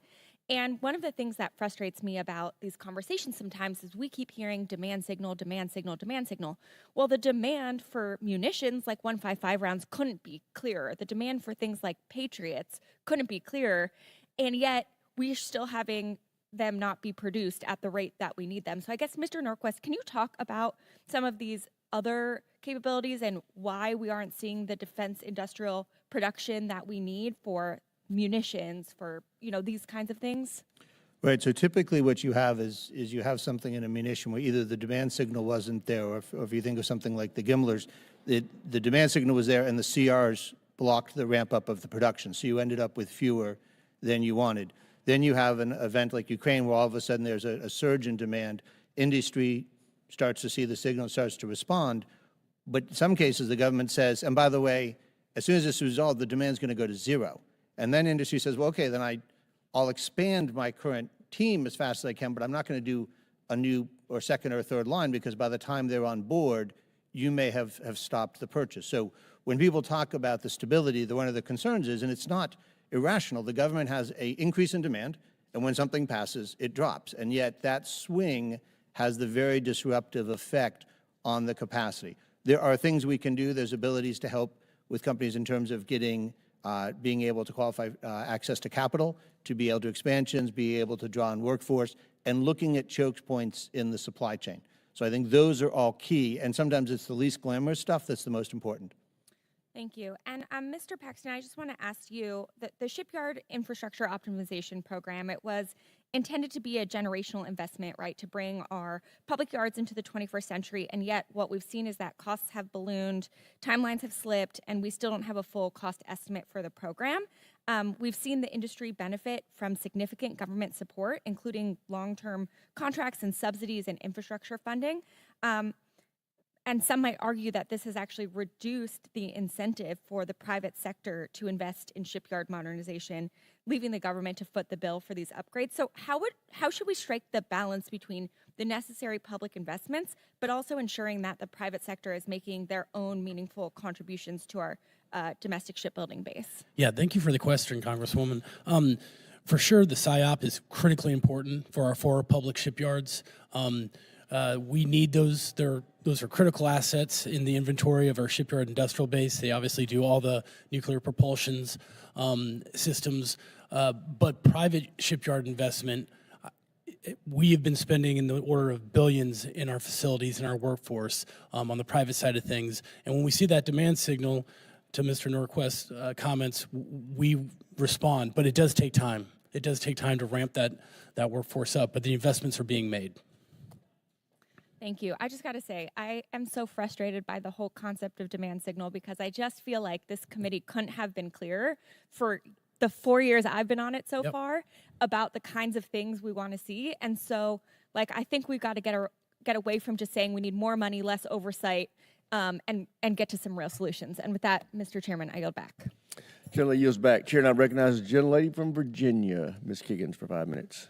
Thank you, Mr. Chair, and thank you very much for our panelists for joining us. I have the privilege of representing Hampton Roads area, so home to a lot of our ship repair businesses and just defense industry in general, large and small businesses.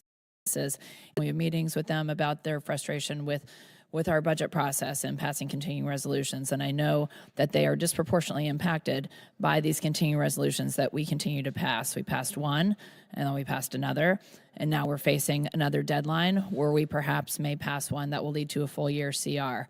And as a person who is newer to Congress in my second term, continues to frustrate me as a person who wants to be an advocate for our defense industry, who wants to make sure that you all understand how much money you all have to work with. So, Mr. Fanning, I know you touched on it earlier, but could you just for the record tell us what the impact of a full long CR would be for your industry?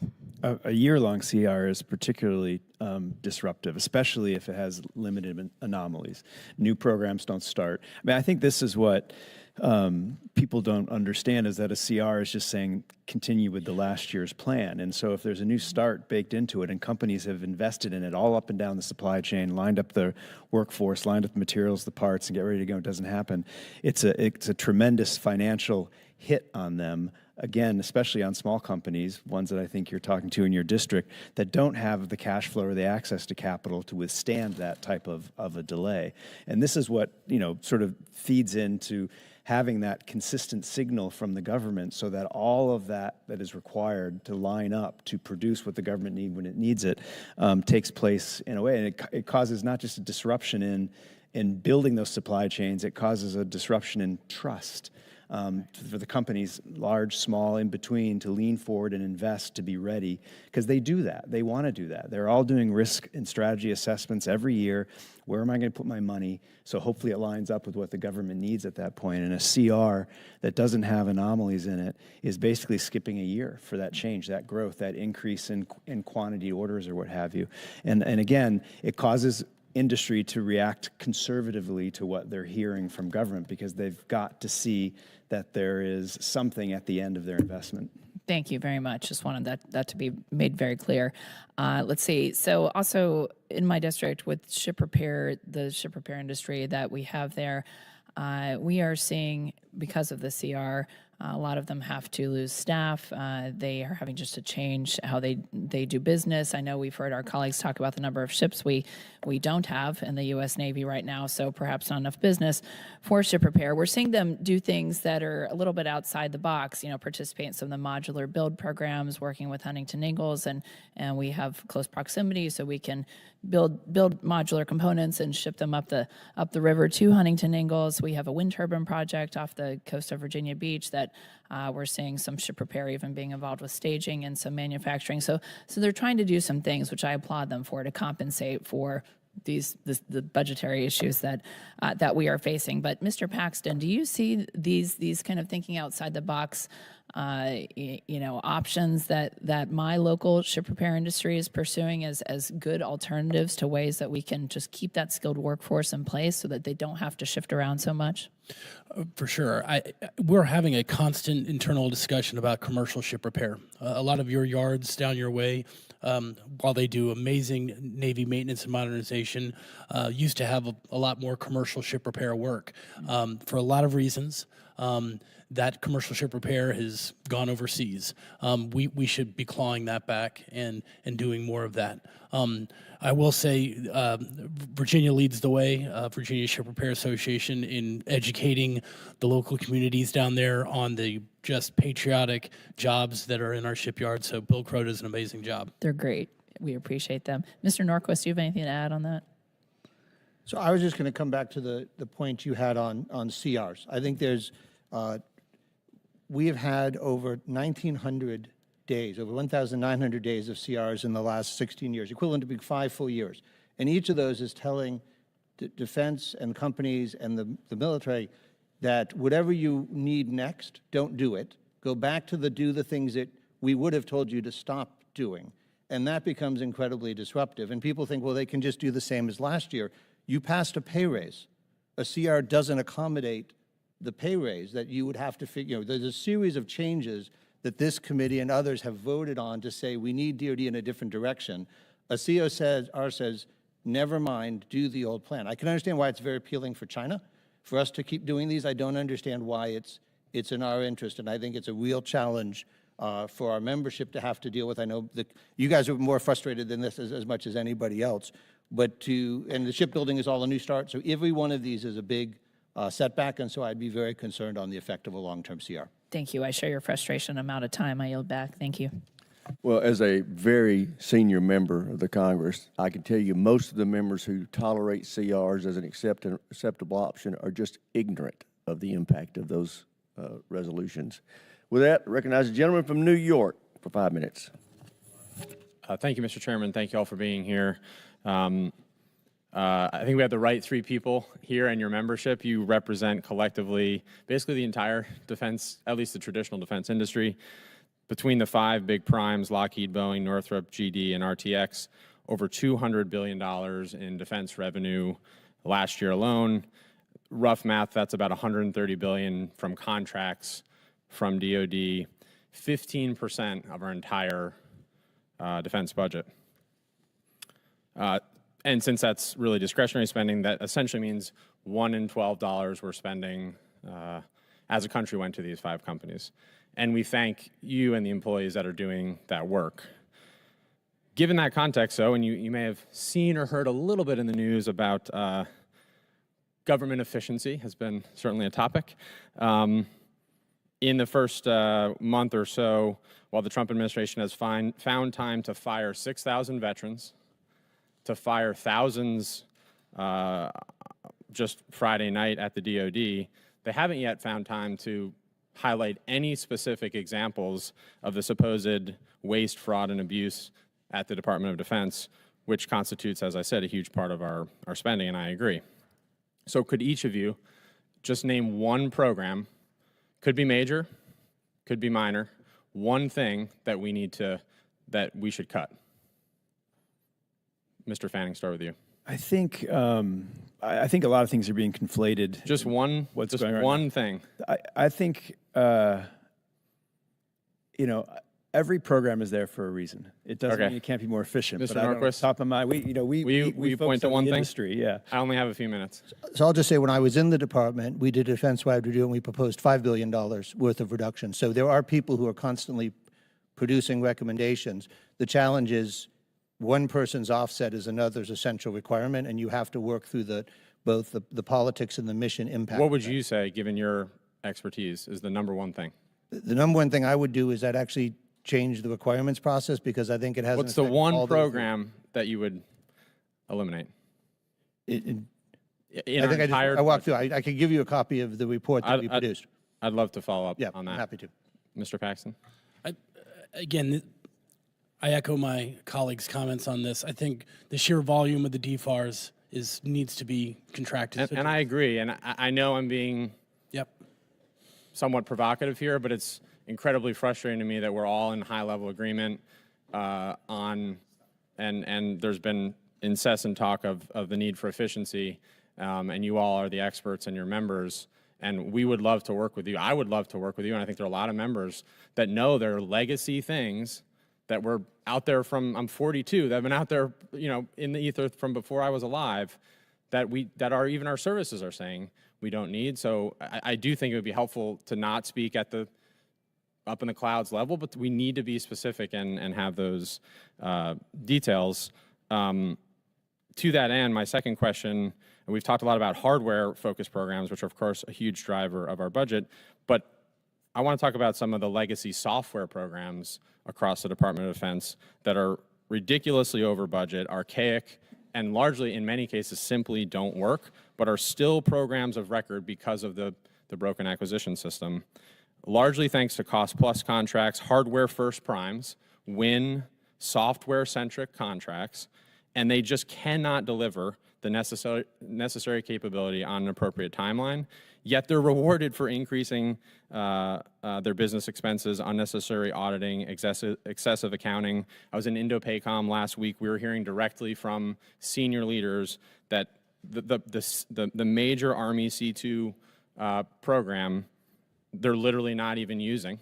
It's sitting there, and they're locked in because of a program office's contracts. So, and this is going back to my time in the Army, has the department not learned anything, in your opinion, from going back to the DCGSA fight with Palantir, that hardware-centric primes shouldn't be building software? I think, because I lived through that, a couple of things I'd say is, first of all, the issue with Palantir at that time, I think, and even SpaceX earlier, was about competition and the nature of competition and setting up a competition that allowed new entrants to show what they could offer instead of suboptimizing them. It's hard for us, I think, to pick a program because probably is being it's probably one of our companies. I will say that the industry... That was my not-so-subtle point. The industry is ready to surge, though. If somebody loses a contract and that money goes to another investment, then there are winners and losers in our industry. That's competition. The industry stands ready to support the decisions Congress and the administration make about which programs to keep, which programs to end. Gentleman's time's expired. Chair, and I recognize Thank the you, Mr. Chair. gentlelady from New Hampshire, Ms. Goodlander. Thank you, Mr. Chairman, and thanks to our witnesses for being here today. I've just come from the Small Business Committee, where we had an opportunity to hear from some of the real innovators in our defense industrial base, who are the smaller players. And I wanted to give an opportunity to our witnesses to talk about the programs that you've seen work well, including the SBIR and STTR programs, which I very much appreciate you've included in this very helpful and thick handout. But if you could speak a little bit more about the smaller, Mr. Fanning, I know you represent family-owned small businesses, the challenges that the small businesses face in our defense industrial base, and what you would encourage Congress to prioritize in our support for those important companies. I guess small businesses in particular are operating on tighter margins and with fewer resources and tools to get them over perturbations in the system. And we've had a number that are non-government, COVID, for example, inflation, but anything that we can do to be consistent in our timelines and how we deliver on programs and how we deliver on the contracts to include payments helps those small businesses. They're in a real crunch right now. Many of them are still delivering on contracts written pre-inflation, but having to buy their materials at post-inflation prices. So they're just being squeezed in a number of different ways, and anything that government can do to stay consistent on timelines is a lifeline for small businesses. So we have over 1,000 small businesses as members of our association. It's the majority of our organization. I think our small business chair may have been, in fact, one of your witnesses. So if I contradict ML Mackey's right and I'm wrong. The first thing, of course, is the permanent reauthorization of SBIR STTR. I think that's very essential for the small businesses. That's a great pipeline to bring them in. I think this needs some emphasis on the conversion side. Another one to look at is it's very important to have cybersecurity. The CMMC standards are part of that. But having either guaranteed loans or tax credits for small businesses who have to carry the load of getting compliance would be a particular help to them. And it was mentioned earlier about software. For those of them who are software focused, the reciprocity of authority to operate. They get authority to operate in one place, but then it doesn't carry over to the other. Large firms can manage that. Small firms end up getting trapped with a product they would like to sell and scale, but they're only getting clearance in one place, and there's a cost to that. So I think those are a couple of things that can be done to help small businesses, but again, I appreciate your interest and your emphasis on them.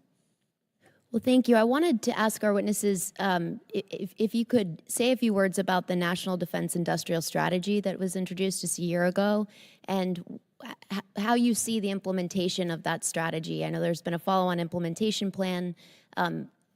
What is your advice to this committee about the content of that strategy and our progress on implementation? I'm happy to start. I think that there are two things that stood out to me sort of in a strategic way on the strategy. One is it recognized private capital as a stakeholder, which I hadn't seen in a document before. The other is it explicitly recognized that the defense industrial base is shaped by its single customer. We've learned a lot in Ukraine, a lot of conversation about surge and about demand signals. But it was years of demand signals that got the industrial base to where it was when the war kicked off.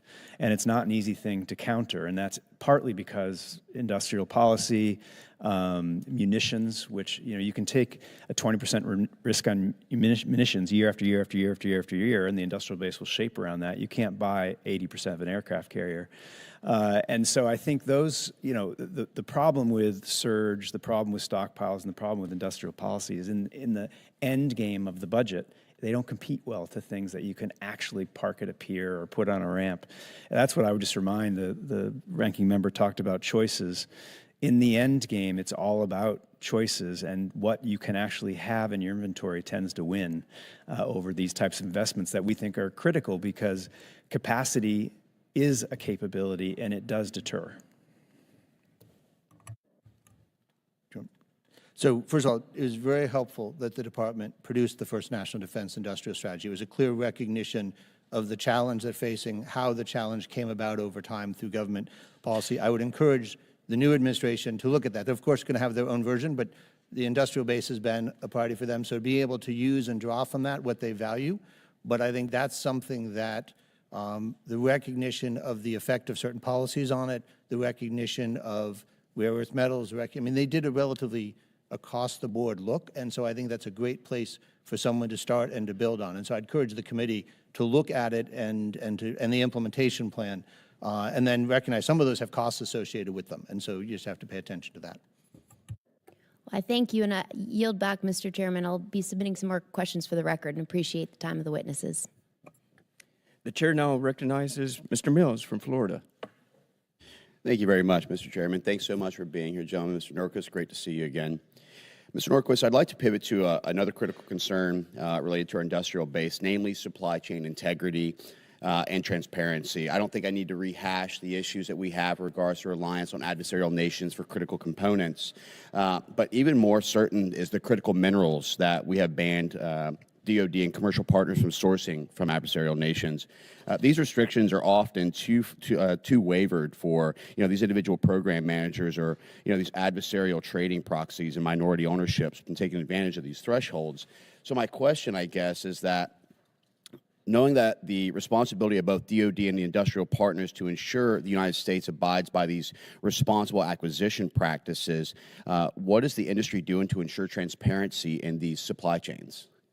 So each of the companies in the industry is working at it, and there are companies that are helping produce tools to let you map your supply chain and be able to understand what's coming from where. This is both a supply interruption risk, even if it's a domestic company, or it's an item that could be compromised along the way. And so you need to know that chip or whatever is coming from a trusted supplier.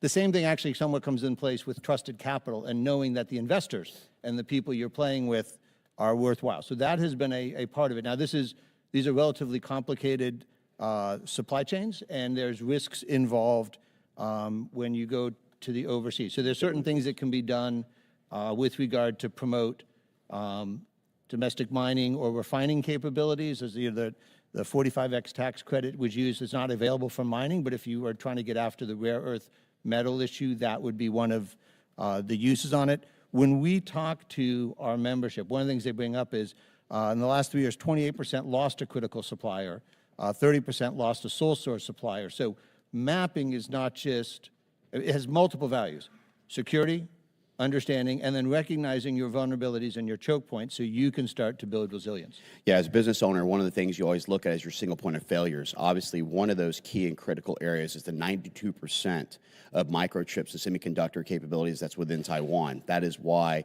building up Indo-PACOM's capabilities, ensuring that we diffuse some of the increased adversarial kind of nature of both ourselves and China, knowing they're the greater aggressor, looking at ways of coastal defense and other things like that should these things take, but also working with other committees such as Ways and Means with Chairman Smith to eliminate the double taxation on Taiwan, which would allow them to invest in the industrial base here in America to ensure that we have the ability to go forward and create those semiconductors and microchips ourselves. One of the key things that I've been concerned with for a very long time is that America still adopts the idea that warfare is built on kinetic only. The supply chain, the resource capability, the electronic, the IO, IW space, that is really a concern for me as we advance to what real warfare looks like. I mean, if you think about China, Russia, Iran, and North Korea's geopolitical alignment, this is not meant to just involve themselves in a kinetic element, yet proxies from the Iranians will actually help to be a distraction, as we saw with the Houthis, who's disrupted 12% of global trade through the Red Sea when the last administration delisted them as a terrorist organization. But China's aggression has been mostly not just expanding out the Belt and Road Initiative, but utilizing Russia to expand the European like Eastern Front, taking Oceania, taking the 15 of 16 rare earth mineral mines in Africa, and doing what we claim to do on paper, which is, oh, we're sanctioning you.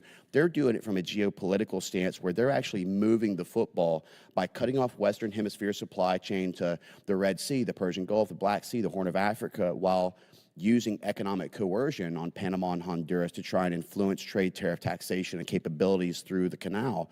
That's really actually cutting off America and our supply chain capabilities. You know, the thing that's worried me is that we have to get proper procurement reform in place. The DSP 83, DSP 5s that are sometimes held up for political purposes that is not restricted by USML 151 or things like this are not meeting the 90-day threshold of the Directorate Defense Trade Controls is putting us really far behind our adversaries with supplying our allies the necessary tools. But I'm committed to continue to support the industrial base to have American-built components, American-built products that allows our economy to thrive and stop adversarial reliance, which allows us to build the economics of another nation who's out to destroy us. Thank you for your support. Thank you for all you guys do. And we're here to give our best to try and make sure America continues to build back strong. With that, I yield back. Thank you. Thank you. Does the gentleman from North Carolina have any questions? Yeah, recognize the gentleman from North Carolina. Well, let me say, as our military faces increasingly challenges with budgetary constraints, prioritizing our defense industrial base is of even greater significance. So with that, thank you all for being here today. Newport News Shipbuilding in Virginia employs North Carolinians over the state border in my congressional district in North Carolina's first in the northeastern portion of the state, and is currently hiring North Carolinians, the shipyard.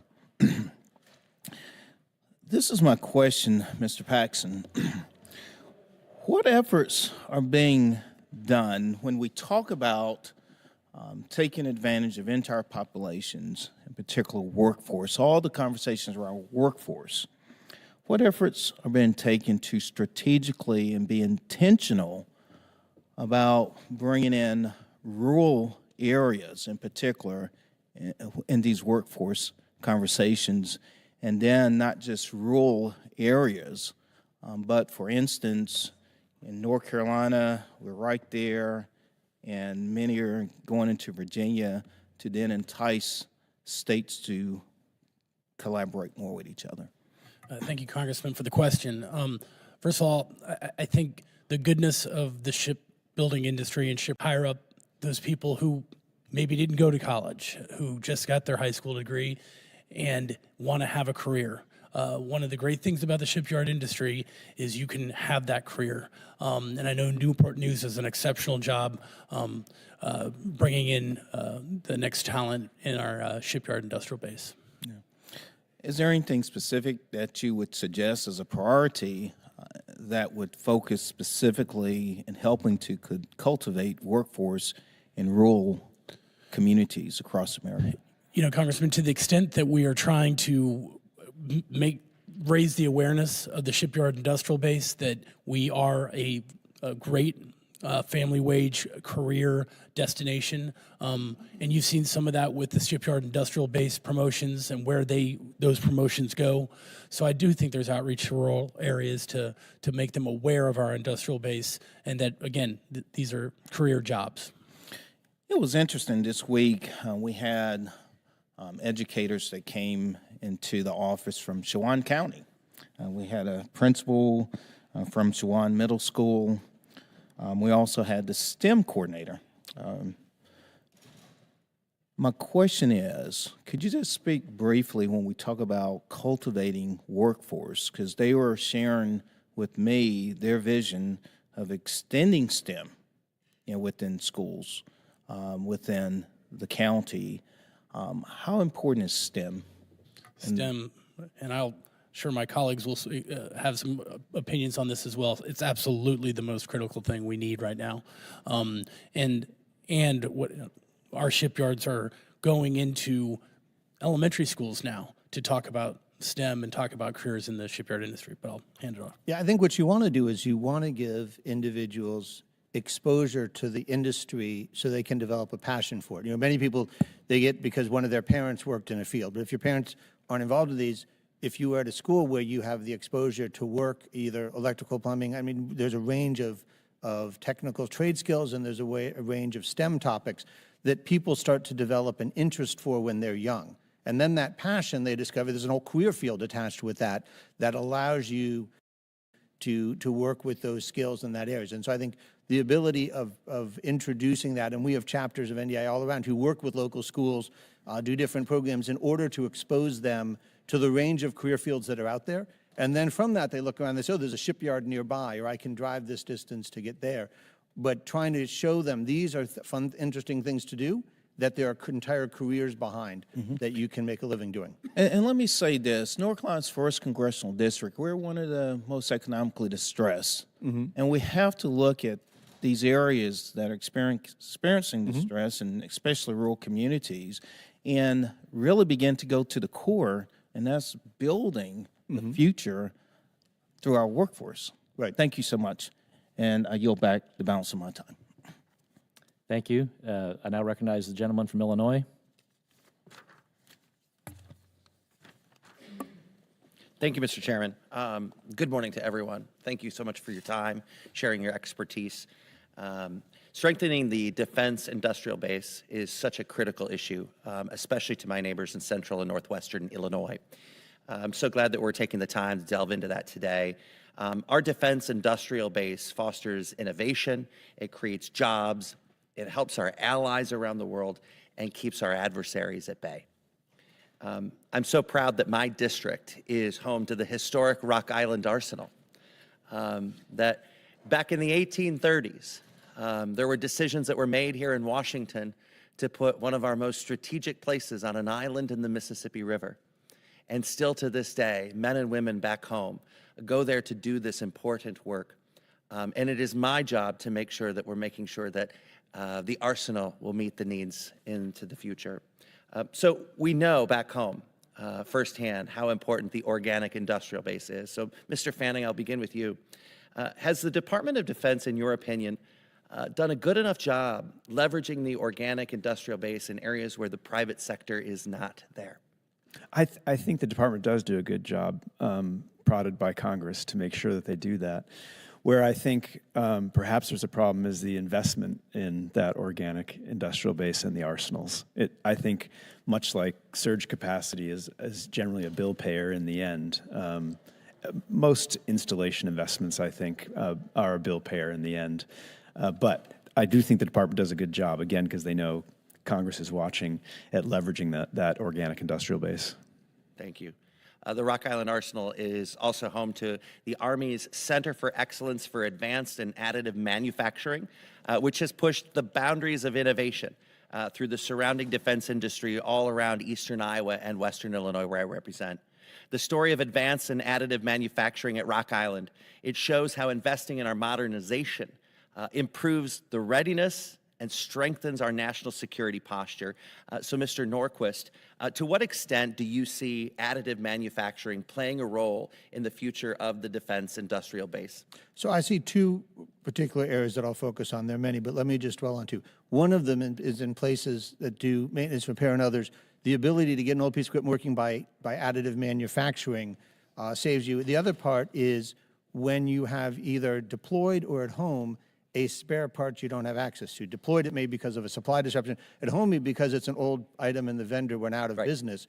The ability of additive manufacturing to say, we can produce that for you without the traditional cost of tooling and running a production line and then doing a run of 20, right, which is incredibly inefficient, provides real opportunities for the department in terms of rationalizing its supply, its parts, and its production. So I think there's a lot of great opportunity, and I think this is one of those areas we've seen progress and succeed as it's moved into new and different fields. And how important is that, especially as this administration seems to go at cost-cutting measures and efficiency? How important is that? Oh, it's a major cost savings. So I think about it, think of all the systems we have that were built 20, 30 years ago. Many of those suppliers are gone. So the cost of trying to build those the traditional way is both financially expensive, but operationally such a long lead time.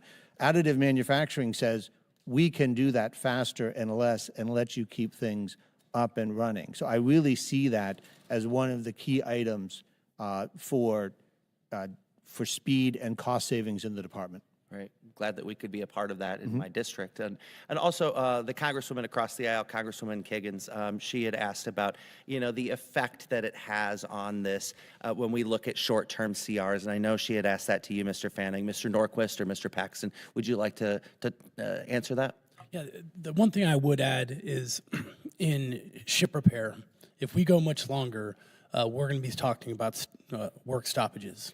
And no one wants that. We don't want to issue warn notices. We don't want to do that. So that's the severity of the CR. It's going to be hard on the shipyard industrial base. Yeah. Mr. Norquist? On the CRs, I think one of the things that people tend to misunderstand on CRs is a regular appropriation bill can have the top line go up or down. The only thing that's different is a CR tells you, don't do the stuff you think you need to do next. Do the stuff you used to do a year ago, even if it was something you recommended stopping. It's incredibly inefficient, and then it creates cascading effects down through the system. One is, instead of awarding a single contract, the contractor is doing multiple iterations, which creates instability and uncertainty. And then the other part is funds just aren't aligned in the right place. Right. And so we have had companies get stop work orders because they were under CR and the government didn't know how much O&M they'd have, how much maintenance money. So they said, and that company just laid off its workforce. And then 2 months later, they said, hey, we think we're in a better shape. Can you find them again? And so they'd try and find them from wherever they were and bring them back. But unnecessary. It's just you're putting on the brakes, and then at year end, you're going to hit the accelerator, right? And then you're going to pay the consequences. It's incredibly inefficient. Yeah. Thank you to all three of you. And Mr. Chairman, I yield back. Thank you. I recognize the gentleman from Louisiana. Thank you, Mr. Chairman. Gentlemen, thank you for appearing before us today. Mr. Paxton, I'm going to be directing my questions at you. Would you concur, good sir, that small shipyards are an important part of the industrial base that our nation requires as we look at the future of shipbuilding and our responsibility to provide vessels for the United States Navy? Absolutely, sir. Okay. So workforce availability is challenging across the spectrum of shipbuilding in America. Is that an accurate statement, generally speaking? Our number one challenge, sir. Number one challenge. There you go. So if smaller shipyards for our republic, and by extension, may I say, not only in defense of the United States of America, but for the prosperity and security of the entire world, it relies upon the United States Navy. And we agree that small shipyards are a vital and significant part of any foreseeable shipbuilding future for the United States of America and should be recognized as such. So workforce stoppage, when you pause a job, the impact of that for a smaller shipyard is far greater than on your larger shipyards. They just move those guys. They can keep their welders, their fitters, their machinists, their supervisors, et cetera. They can shift them, to another project within that larger shipyard. But a smaller shipyard can't do that. They have to bear the cost of even a shutdown for a few weeks can mean they have to let these guys go. And then that workforce leaves, and these welders and fitters and machinists, they're going to get other jobs.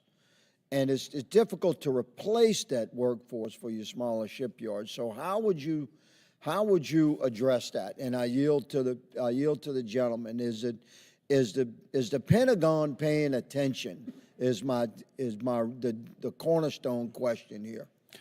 I think, Congressman, you raise a very important point. We should be opening the aperture in DoD contracts for smaller shipyards that can do some of the work the Navy needs to get done. For instance, a shipyard in your state got a contract to build berthing barges. It should not have been a complex contract, and it became very complex for that shipyard. And we should talking about the YRBM and Conrad? Yes, sir. Yeah. But what we were trying to achieve there, sir, is open that aperture for a shipyard like that cuts its teeth on commercial work and makes, does really great things, employs a lot of people. They shouldn't have been punished for getting a government contract. Precisely. Yeah. So you concur that this consideration is part of the totality of circumstance that the DOD, the Pentagon, that our Navy commanders and the executive branch must keep in mind when we're laying out plans for what the shipbuilding looks like in America and how we're going to actually perform. Mr. Chairman, I'd like to unanimous consent to submit for the record a letter that I submitted to the executive branch on February 24th regarding this topic, the importance of workforce and the impact of shutting down programs, even temporarily. I'd like unanimous consent to enter to the record, please, sir. Hearing no objection. Thank you. Mr. Paxton, I have one specific question I'd like to get to. Your testimony cites excessive oversight and frequent design changes by the Navy as causing delays.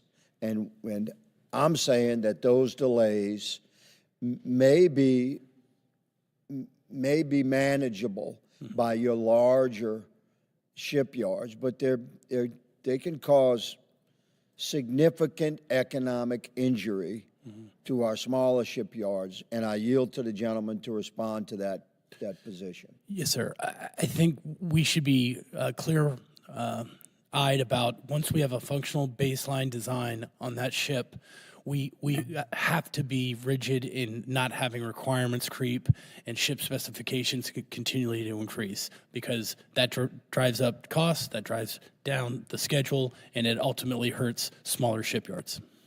Thank you, sir. Mr. Chairman, thank you for convening this hearing, and my time has expired. I yield. Thank you. Recognize Mr. Vindman. Thank you, Mr. Chairman. My first question is for Mr. Fanning. Sir, you served as a secretary when I worked in the headquarters at the Pentagon, and so you are very familiar with the Pentagon and the Army bureaucracy. And you stated in your testimony that the defense industrial base is largely shaped by a single customer, the federal government, that the defense industrial base relies on federal investment to ensure the overall health of the industry. And I agree that it's critical that we support our defense industrial base in a way that supports new technology at reasonable cost and delivery timeline, especially in response to the prevalence of weapons such as cheap and easily acquirable drones. So I've been thinking about the modern battlefield and what we see developing in Ukraine. These small, inexpensive systems that have really been a game changer. The Ukrainians are looking at establishing basically a 15-kilometer kill zone that's largely unmanned. How do we maintain the speed of innovation, smarter, faster development of systems when we have a acquisition system that is antiquated, that it takes years to develop? Give you a chance to answer that first. Sure, thanks. Simple question. Well, I think what we're learning in Ukraine is you need high end and low end that you can buy in volume is attributable. And what's interesting about that part of your production plan, of your acquisition plan, is that there's the opportunity for a lot of competition there. You're not going to have a lot of competition in legacy platforms that you keep that are fairly mature and way too expensive for some new company to come in and try and compete. But you can get a lot of competition here to bring new entrants into the industrial base. I think the issue on the acquisition side, David and I served on the PPE Reform Commission. There's some great ideas in there, I would say. And one is a way to, how do you create some more competition and speed inside the department? One is portfolio management. Give the program managers, the PEOs, the ability to to think of pots of money differently and move things around inside of them. It requires a lot more transparency with Congress so you can complete your oversight responsibilities. But you know, you can try to reform the entire acquisition program, or you can take the parts where you really need that speed the most and focus on those. And I think it's some of this new technology that we're seeing coming in. And there's some decent models out there for special operations authorities that can move much faster than the typical system. Do you see any major issue with actually just applying or dropping that model in that special operations forces use on to regular acquisitions? I think, what I would argue is it's the risk rheostat's been turned too far in the anti-risk direction, and I would, if someone wants to take risk, I'd applaud it so long as there's transparency and it can be monitored. What's nice about the special operations authorities is they've been tested over a long period of time, and so we have some confidence in them. The question I'd be is just be careful which ones can scale and which ones can't scale. There's lots of rapid authorities and rapid offices in the Department of Defense that are designed as workarounds that wouldn't scale very well. But I think what special operations has done has proven to be a good model, and I think you could apply it to other things very quickly. Thank you for that. And so I think getting the right balance between the exquisite, expensive systems and the cheap, dual-use systems is going to be critically important. So, Mr. Norquist, without giving you too much of a preamble, because I only have less than a minute left, you know, production of the magazine, so to speak, that we need, artillery, missiles, and such, is way behind where we are producing right now. So, as the U.S. doubled its production capacity, we're still struggling to produce artillery shells, for example.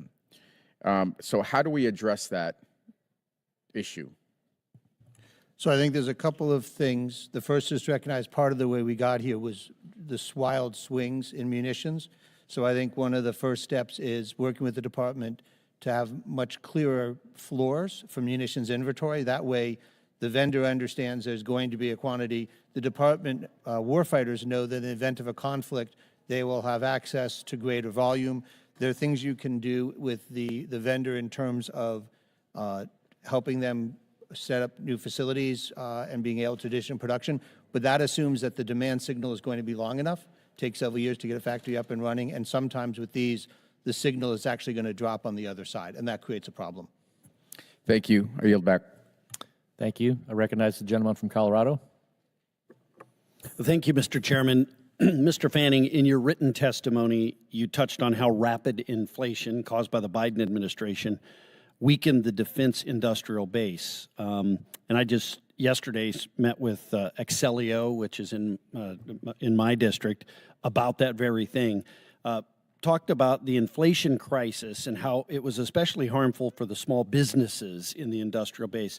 You know, these mom and pop shops effectively had their fixed price contracts renegotiated to slash their revenue by 20% through no fault of their own. And for many companies, this means laying off staff or closing their doors.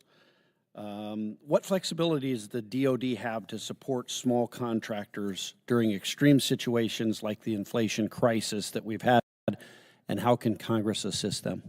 Well, first, I think recognizing the impact of inflation, my observation in this job, having been in government before, is that industry is the shock absorber of inflation.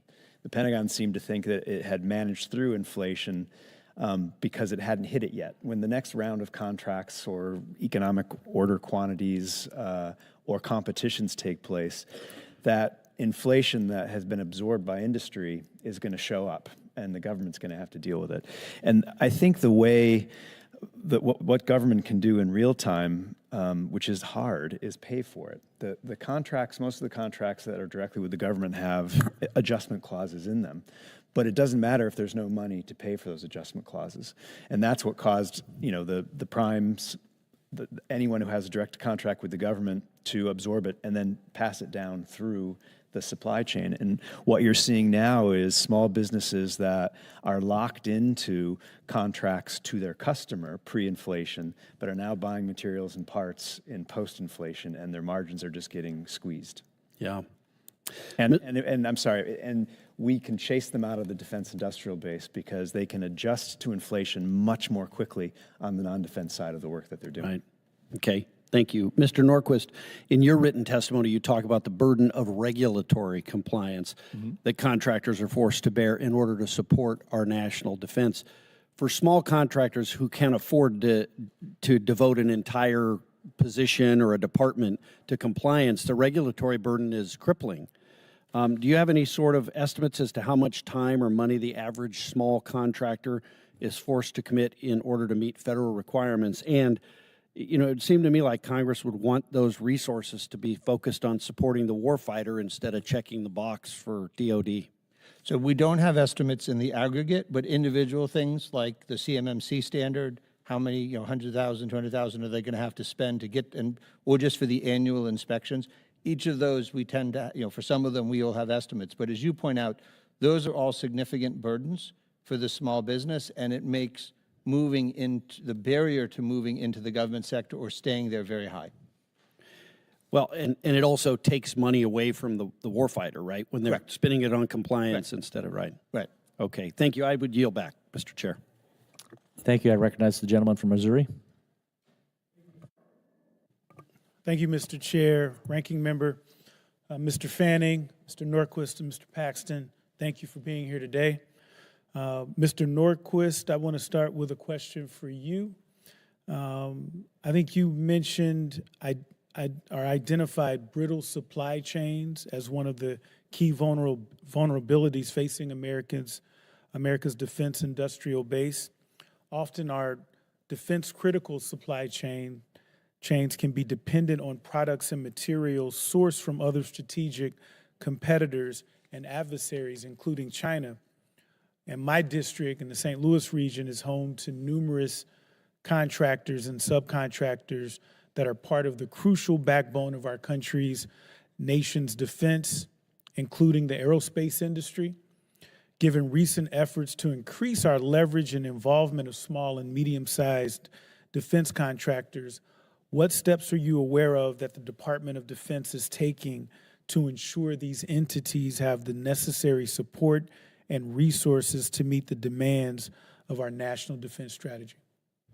So I think you bring up a critical challenge, which is mapping the supply chain, understanding where you are either vulnerable because it's offsides or you're vulnerable because of the fragility of your supply chain. I know the department has been looking at different choke points. Solid rocket motors is one of the most obvious ones where there was not a capacity to meet it, but they have, and I think some of it may be covered in their National Defense Industrial Strategy, where they go through and they work backwards and say, where are the common choke points? And that's a common project you often do with industry to map, to understand where the overlaps are. Sometimes competitors who are bidding against each other and build different products are actually buying from the same supplier for the part. And so being able to be aware that that part disruption there would affect several. Then the question goes to the government about what's the best way to deal with it. One of the old techniques is Defense Production Act. You go to the supplier and you help them increase their capacity. That works well. The other ones is in future contracts, you incentivize the winning firm to develop a second supplier as part of their contract. And so they will then grow a second subcontractor who will be able to provide that. Both of those are useful, and I think it's really a matter of understanding where the choke points are versus what you don't want to do is do that where you actually already have capacity and there are other firms willing to bid, and if you just found them, they'd come right on in. Thank you. And Mr. Fanning, as industry continues to drive innovation in military and civilian aviation, how do you see Missouri-based contractors contributing to the development of next-generation technologies? Well, I think our industry has a footprint in every state in the country, and so which is great, but I know you're talking about Missouri. I think which is fantastic.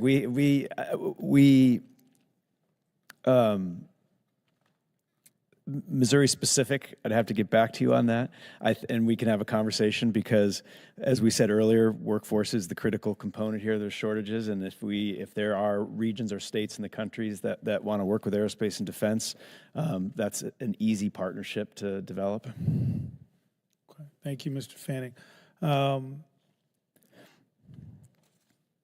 Mr. Norquist, I want to continue the discussion on supply chain resilience and security. While it's essential to reduce reliance on parts and products from strategic competitors, it's also critical to strengthen cooperation and expand industrial supply chains with our allies. Can you speak to the importance of fostering robust partnerships and trade within the industrial base, particularly with our NATO allies and other multilateral security partners? Are there any specific programs or initiatives that you believe are particularly effective in this regard? So I think one of the things that people need to understand is with our formal allies, we have over 50% of the world's GDP. So there's amount of economic capability there. These countries are both suppliers of parts to us, and if they're allies, then they're friendly suppliers, as well as buyers of the products we make, which create jobs here. So there's a value in having that working relationship with them. There has been work in AUKUS with UK and Australia to be able to expand our ability to do that trade. There are certain companies in Europe that are absolutely essential for certain systems that we build where they're the best supplier. So I think it behooves us to take advantage of allies when they are useful, and it's useful to be able to have allies take advantage of and buy from the U.S., and I think that reciprocity is part of what makes it effective. The gentleman's time has expired. I think that's my time. I yield back. Thank you. Recognize Mr. Cisneros. Thank you, Mr. Chairman. Mr. Norquist, good to see you again. You know, as a former comptroller, former deputy secretary of defense, I think you're well aware of the cause of what a continuing resolution and how it impacts, you know, defense building in the industrial base. But I'm actually going to ask you about the workforce. So would you say developing the workforce given production shortfalls is a priority? You know, companies like in your association continue to invest in higher education and engineering degrees, but we still need manual labor, the wrench turners, the guys who actually build the things. We need that to create we need to create the workforce for tomorrow. So what role do your industries have in expanding all of our future workforce, and not just recruiting engineers and STEM degrees, but actually building the guys who are putting hands on the product and building it? So I think, first of all, it's important to understand the value. You know, people use the expression blue-collar workers, but they're skilled labor. And in many of these skills, they're very complicated skills. An advanced electrician, a welder working on an aluminum inside, those are very complicated processes. And so with industry, what you want to be able to do is recruit people and train them and then retain them, because it's the years of experience in that training. And so I think industry is very keen on that. It understands the risk of disruption. There are things that we can do to help. You know, when there's a break in production, the incentives financially are to get the industry to lay people off. There's not an incentive to try and retain them. That's not in the government's long-term interest. There's opportunities to encourage training of people coming in before they're on board. That can, if that was an allowable cost, that would encourage it. But I think it's really important as we see how many of these places, the value of that skilled laborers and their ability to produce a quality product is essential to our national security. And often it's the shortage there that's holding back a number of industries. And that's the thing, right, is how do we get people, I don't think anybody really kind of knows or thinks growing up is like, hey, I want to be a welder, but not only a welder, I want to be a skilled welder in this industry, and don't realize actually what a good career that could be. But how do we work to recruit people into these industries and to become those skilled laborers, to go and to retain them, as you say? So there was a time when we started to shift and started emphasizing college and a liberal arts degree as a solution for everyone. And we saw that both in things being done in the Department of Education. We saw that even in the military, when people were leaving the military, that was sort of the theme. The answer is, in fact, there's many of these career fields, the skilled labor are much better paying and have much more stability and a more interesting career field. And so I think we need to both inside the department and as a country right-size the recognition of both the value of that labor and making it clear to people the potential to have a real career, that this isn't something you do interim. You can make this a long-term career and have a very successful life in a very positive environment. Thank you. Mr. Fanning, I want to ask you around the same lines, really. What are some of the biggest challenges you see in the aerospace and defense industry in attracting and retaining these skilled workers? I think I'd just be echoing what David said. We pivoted in this country away from vocational and technical training to community college investments. And I think not only did we move the needle too far in the other direction, but David mentioned the value of this work.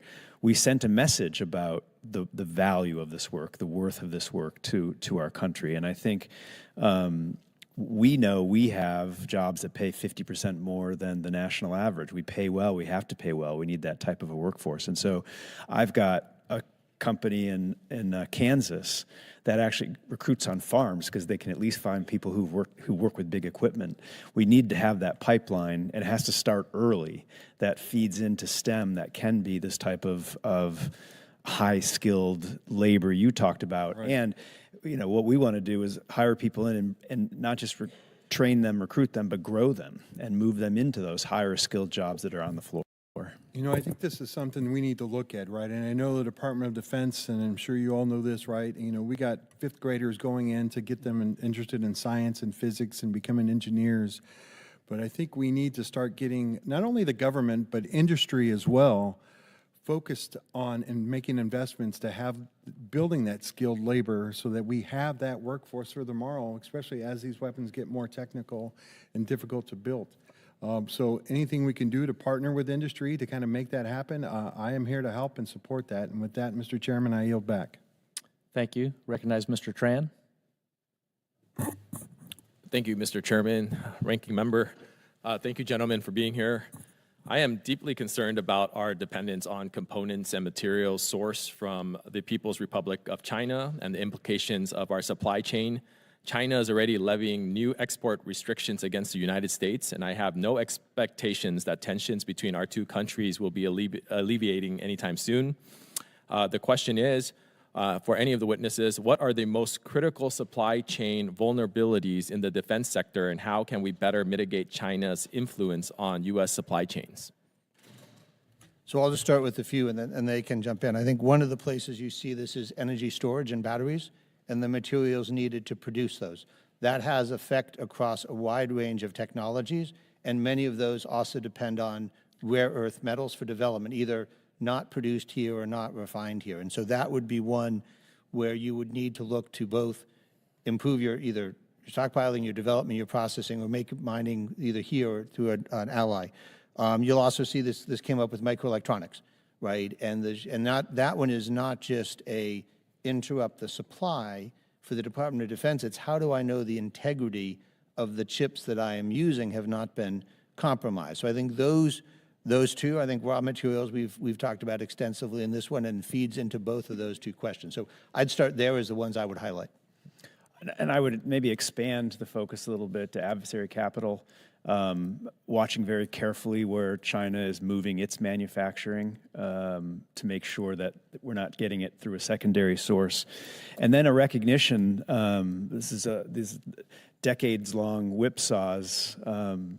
It was our strategic focus to partner closely with China over time. And so some of these things will take time if they're left on their own to right themselves. So there's an investment requirement there if we want to get speed. Thank you. Mr. Pat. Yeah, my comment here would just be where we are down to single source suppliers in our shipyard industrial base supply chain. We have got to make sure the health of the industrial base is such that, when we continue to ramp up, and that signal might be coming that we're going to do that we have a supply chain that can be resilient and answer that call. Thank you. You'll hear me talk a lot about our people. After all, our people are the military's greatest asset. In this case, I would like to know more about recruiting and retaining the skilled workers needed to meet production demands. What are the key workforce shortages affecting the defense industrial base? And what specific partnership will be necessary to ensure industry can identify and recruit enough talent to meet our strategic requirements? I know we talked a little bit with Rep. Cisneros, but specific partnerships is what I'm looking for. Any of the gentlemen? So I'll just start. The key ones are skilled labor, STEM, and also people who can get clearances, because that becomes a choke point as well. Some of the most important partnerships are with the local communities through their high schools and other programs so that employees get exposed, students get exposed to the technologies, the STEM, the trade skills, and that creates a pipeline, as well as them being aware of what industry opportunities are available in the area. So I think those are some of the starting points. I think the Navy has done a good job of this. I think the Air Force is looking at doing this as well to be able to bring people in and let them know that this exists, right? There's an opportunity here. So I'll pause there and let the others weigh in, but that's where I'd start. I think absolutely local communities and educational institutions and expanding so that the educational systems and the state and local governments can see what will help these students get jobs like this. And it backs up further than high school. I mean, if you want to do some of these jobs, you have to start taking and understanding and studying math in elementary school. And so that's a long pipeline that's important. But I would say the importance of retaining, because you brought that up as well. And one of the hardest things that undercuts retention is inconsistency, surging, and coming down off of a surge. And you know, we've talked about it in terms of demand signal and investment, but these companies never want to lose their workers. They'll go someplace else, and it'll be very hard to get them back. And we saw that in COVID. And again, the shared supply chain, it hit the commercial aviation side so hard, and that was the focus. How do we keep those workers? Because we won't get them back. They're in demand, they'll go someplace else. And so that consistency that industry can have so they can plan around retaining that workforce is very important. Thank you so much, Mr. Chair. I yield back. Thank you. And the chair wants to announce we will have a hard stop at 1 o'clock. And with that, I recognize Ms. Helfrith. Thank you very much, Mr. Chair. Fully recognizing I'm bad in cleanup, so I just have one question for everybody, and it's kind of a natural evolution of some of the questions that we just heard, but appreciating there are multiple variables that contribute to what we're discussing today. Obviously, workforce that we've discussed, supply chain issues, continuing resolutions aren't helping any of this, but I'd like to specifically drill down on the threat of this administration's tariffs on our allies and our adversaries, both on the raw materials that you utilize from copper and aluminum to lumber, but also a lot of the process materials and the products that we've also discussed today. So I just want to have a greater appreciation from any of the witnesses as to the potential impact the tariffs that have been announced could have on exacerbating this challenge. Aerospace and defense is the largest net exporting manufacturing industry in the country, and we've had the longest running export surplus of any industry in the country. So our market's all over the world, and a part of that is also having a supply chain that's all over the world. And we have been doing a lot of work to rationalize that supply chain, get it out of China, take the lessons we learned from COVID and move it where we needed to, follow successive administrations' guidance on this. But buying American, it involves getting a part of the economic benefit of that purchase. Companies that buy aeroplanes, for example, they also want some economic benefit from doing that. And so there are incentives to buy American to invest and to move your supply chain internationally. So we're watching this very closely. When we went through this before, the defense industry in particular was given very careful consideration for exemptions, recognizing that any tariffs that are impacting what the government is buying essentially go back to the taxpayer because of the economic adjustments that are in the contracts. So I think in multiple ways the government gets revenue. Each one of them has an effect on how it takes it and the incentives it creates. And so I think with a tariff, you'd have to figure out what is it on and what products, and then you have to work through the supply chain to figure out what's disrupted. And remember the second order effect, which I may not be buying from overseas. I may be buying from a U.S. supplier who's right. So there are consequences to that. And as everyone, trying to understand the effect on defense and making sure that those are taken into account so you don't harm national security would be an essential step. I'll just say as a general matter, on the commercial side of things, it's much because we have global supply chains on commercial shipbuilding. There are some real near-term impacts on what that could mean cost-wise, but like my two colleagues have said, there's still a lot of kind of analysis of what's going on here and what we're going to get. Thank you very much. And I think it's clear that there are, again, multiple variables here, but adding an additional stressor is the effects are still unclear as to our preparedness, our readiness, all of those things. And so I do hope this committee continues to ask these questions and have these challenging conversations. And with that, Mr. Chair, I'll yield the remainder of my time.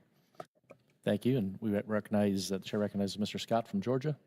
Thank you, Mr. Chairman. I'll be brief. I'm sorry that I've been running in and out of other meetings with people from the Department of Defense. Not taking care of the supply chain just a few years ago put our country in a position where if we wanted to launch a rocket, we actually had to buy that rocket from Russia, if I'm not mistaken. Correct? And I think that obviously if we had not gotten ourselves out of that position, we would be in dire straits right now. And I'm afraid maybe that we haven't necessarily learned our lessons. Certainly Buy American makes sense.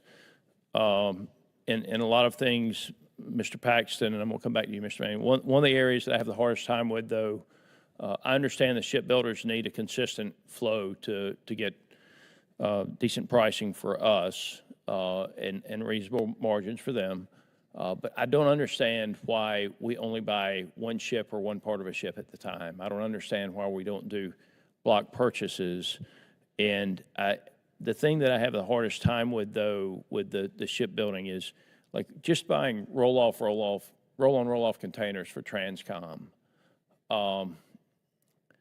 I would prefer to have the U.S. shipbuilding industry focus on more specialized products when we could buy roll-on, roll-offs from Singapore or South Korea. But why are we only contracting for one ship at the time? Why does it cost so much more in America? Well, certainly we are subject to the appropriation process where these ships are bought in a single appropriation year. But certainly we have advocated for block buys. The recent amphib bundle down at Ingalls was exactly the right thing to do. Putting ships together in groups like that gives the shipyard everything they need for predictability and sustainability. The other thing I'd say, this committee authorized a 10-ship buy of Conroes, Ro-Ros for the National Defense Reserve Fleet, and that was very smart.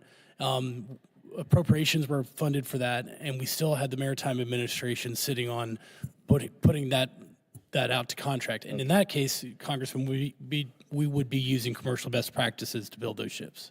Okay, but it is cheaper to buy the roll-on, roll-offs from.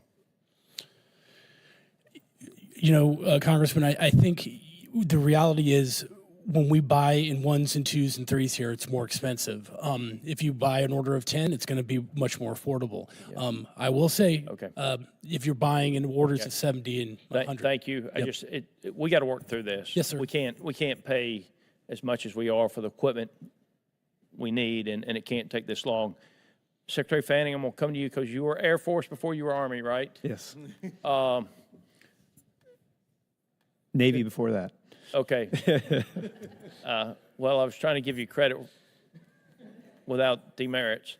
The data on the F-35, we listened yesterday. I'm very concerned about the contracting. When the United States taxpayer pays for the development of a weapon system, and then we turn around and because of poor lawyer contracting, we end up not owning data or systems that we've paid for.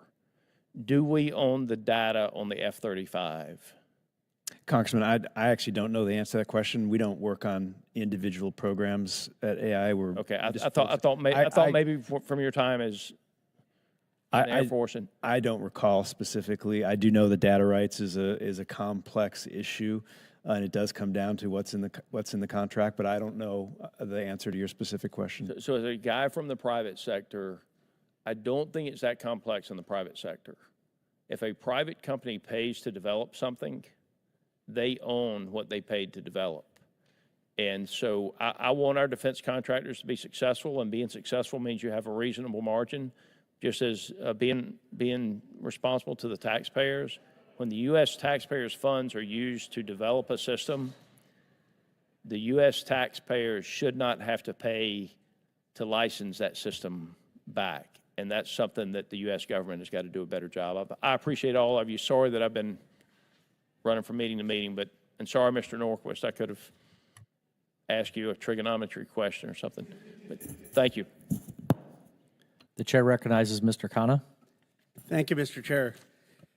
Mr. Paxton, I found your testimony very, very helpful and on point, especially as you pointed out that our shipbuilders are competing with state-owned enterprises, that it's not a fair competition. I mean, China, South Korea, Japan basically have been financing their ship industry for decades, and we have not done that with our ship industry. Now, others have pointed out that China is making 1,700 ships a year in the commercial sector, and we're making about 5. I'm a co-sponsor on Mr. Garamendi's excellent CHIPS bill, which is bipartisan. But my understanding is that would take us from making 5 ships to 25 ships a year, 250 ships in 10 years. I mean, we're still orders of magnitude less than China.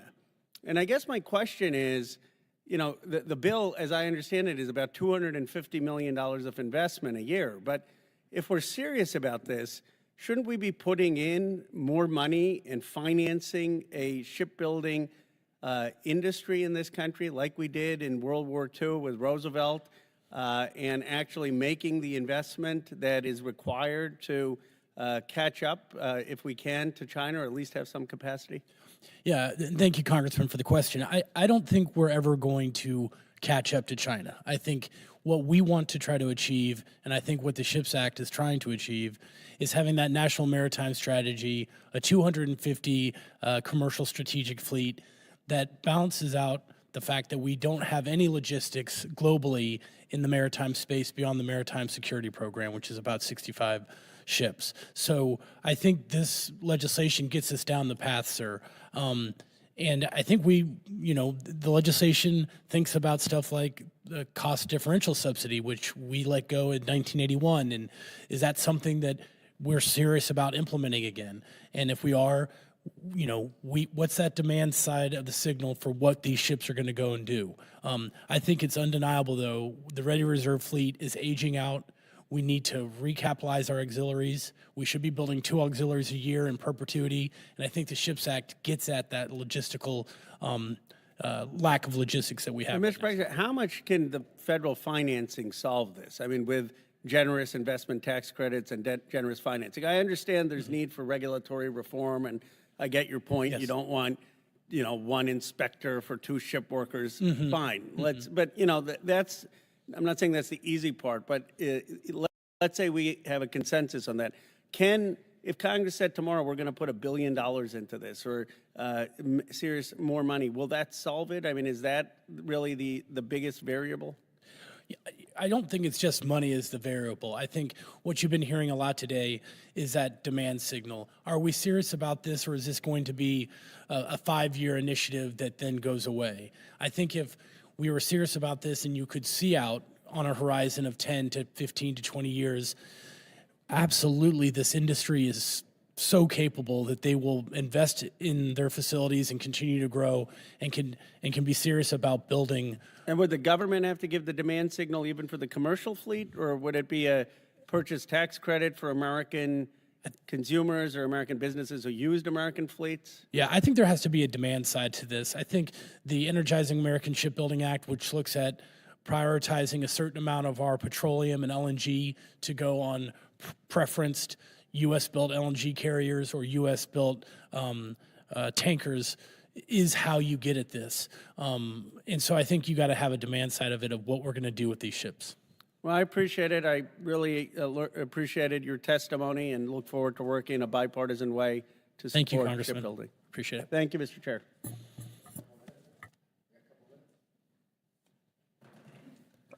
Yeah. Chair recognizes Mr. Van Orden. Thank you, Mr. Chairman. Mr. Paxton, I chair a subcommittee on the Veterans Affairs Committee. It's great. Economic opportunity. And I've learned something. I've been in Congress for 2 years and 5 minutes. This is what I figured out.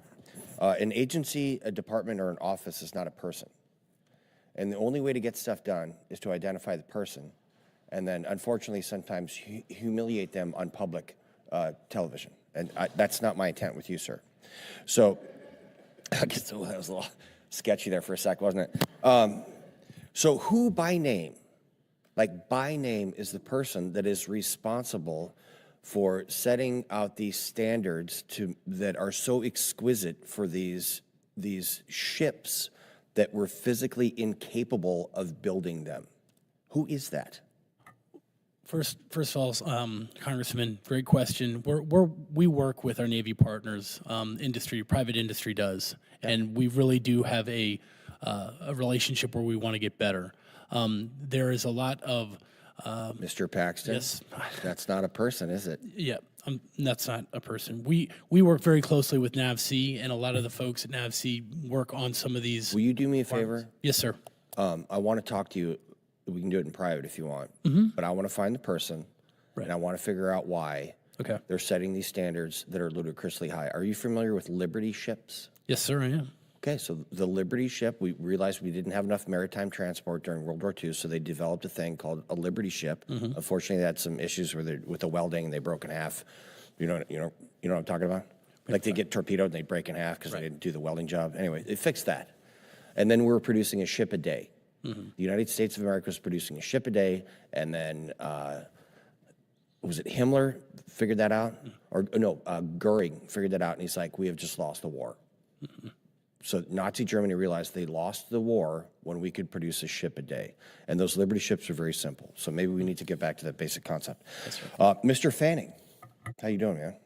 Well, thank you. You have repeatedly stated that these continuing resolutions are not helpful, and it is having a detrimental effect on national security. Is that correct? It is. Okay. So could we maybe think that some of the folks in my party and in my other party, or the other party here, could be cloaking themselves behind patriotism and fiscal conservatism, and they're actually having a detrimental effect on our budget and the security of the United States? Would you say that's an accurate statement? I'll say that I agree. CRs are detrimental to our nation's security in the industrial base, yes. Okay, well then I'll just say it. There's some people in my party and the guys across the aisle who are cloaking themselves in patriotism and fiscal conservatism, and they're actually making us spend more money and making the world and our nation less safe for political purposes. And that's got to stop. But national security should never be political. And our budget, believe it or not, should not be political either. So when we do have some folks that are complaining about this Doge thing, which I'm a very strong supporter of, they don't understand that a smaller, more nimble force is more accurate and more lethal. And so I think there's room for both sides to come together and put the American flag over their political T-shirt. The top line is a separate issue. This is about operating as efficiently and effectively as possible with what you spend. Correct. And it's an enormously complex industrial base, making simple things up to enormously complex things that nobody else in the world can make. And the fits and starts of how it's funded and what's allowed is extremely costly and costs time. Mr. Fanning, would you say that even if we had the manufacturing capacity to produce everything that we possibly wanted, that we still wouldn't be able to get it to the troops because our acquisition process simply sucks? That's a term of art. I learned it in law school. If we had the resources to build everything we wanted, yes, we would still be getting things to the troops late. Okay. It's not just a question of resource. In fact, resource is probably covering up some of the problems in the system. Would you say it's an issue of process, not product? Yeah, I would. I mean, we are building the most complicated things. You know, we've been talking quantities of ships and those types of things, but nobody can match the effect of what we build. And so I do think it's a process issue. It's an investment issue. It's a political issue. It's a process issue. Gotcha. But we're not unleashing the full strength of our industrial base. Thank you, Mr. Fanning. My time has expired, and I yield back. Thank you. Mr. Fallon is recognized. Thank you, Mr. Chairman, and I'll be brief. I know we had our hard stop at 1, so I want to thank all the witnesses for coming, and thank you for your great line of questioning. I like your industry terms. Mr. Fanning, how can the procurement process in the defense industrial base become more agile and enhance adaptability and cost efficiency? In the industrial base or in the defense industrial base? In the defense. Well, I think the defense industrial base will respond to whatever process the customer puts in place. It's not like, I liken it to, it's a simple analogy, a hardware store. You know, there's only one customer buying hammers, and if you stop buying hammers, or if you want to buy hammers in a different way or different color, the hardware store is going to respond to that. So I think the change has to come from the Department of Defense, and the processes are there, and industry will fold around that, and whoever figures it out the best is going to be the one that wins. And if we emphasize speed, nimbleness, and the metric of getting something to the troops, the companies that do that will win.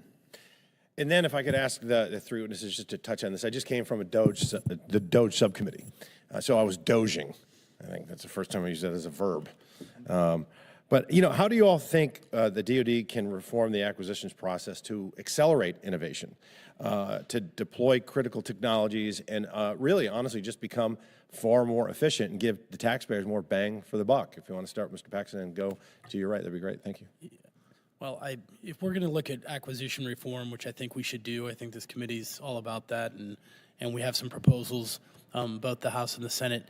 We really have got to get serious about the level of oversight, the volume of our contracts. You know, when we're building something relatively simple, we're still dealing with 4,000 to 5,000 page contracts. I don't know if that's efficient. I do know that's not efficient. We should be streamlining our acquisition and contracting process extensively. Mr. Norquist.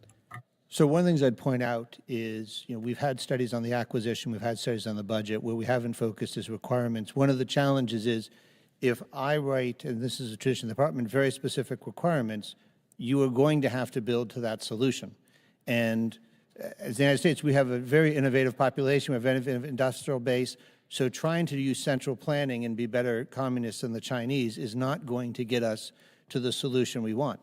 The place you get disrupting big savings is when somebody says, I don't need this widget, I have this problem. I need to sink a ship at sea from a distance. I need to come tell me how you might do this, right? Because otherwise you get very incremental changes, you get cost plus contracts, and the person who comes in with something that cuts the cost in half, well, that's not a very welcome solution. It doesn't generate revenue for you. It doesn't meet the contract. So you want to really open up to disruptive, innovative ideas. And we've seen this is what happens in the private sector. Somebody comes in and finds a way that does something that others do for half the price, and they just do it differently altogether.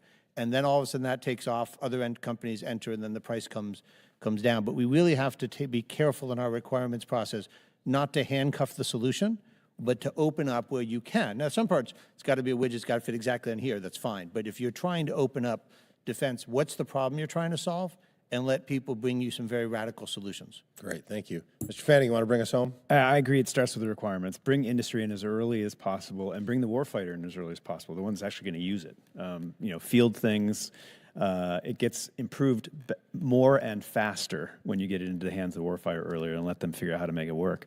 The second is it's not rocket science. It's not easy, though. It is every part of the process needs a review. It's an additive process where things were put in because something wrong happened and you want some mechanism to prevent it. There's no countervailing process to clear the brush of this. And I would give more control. It comes with more oversight to program managers to be able to move money around to who the winners and losers are in coordination with the combatant commanders who are actually fielding the weaponry. But you want, you know, winners and losers as they present themselves, as you bring them in early, you want to be able to reward them quicker. Mm-hmm.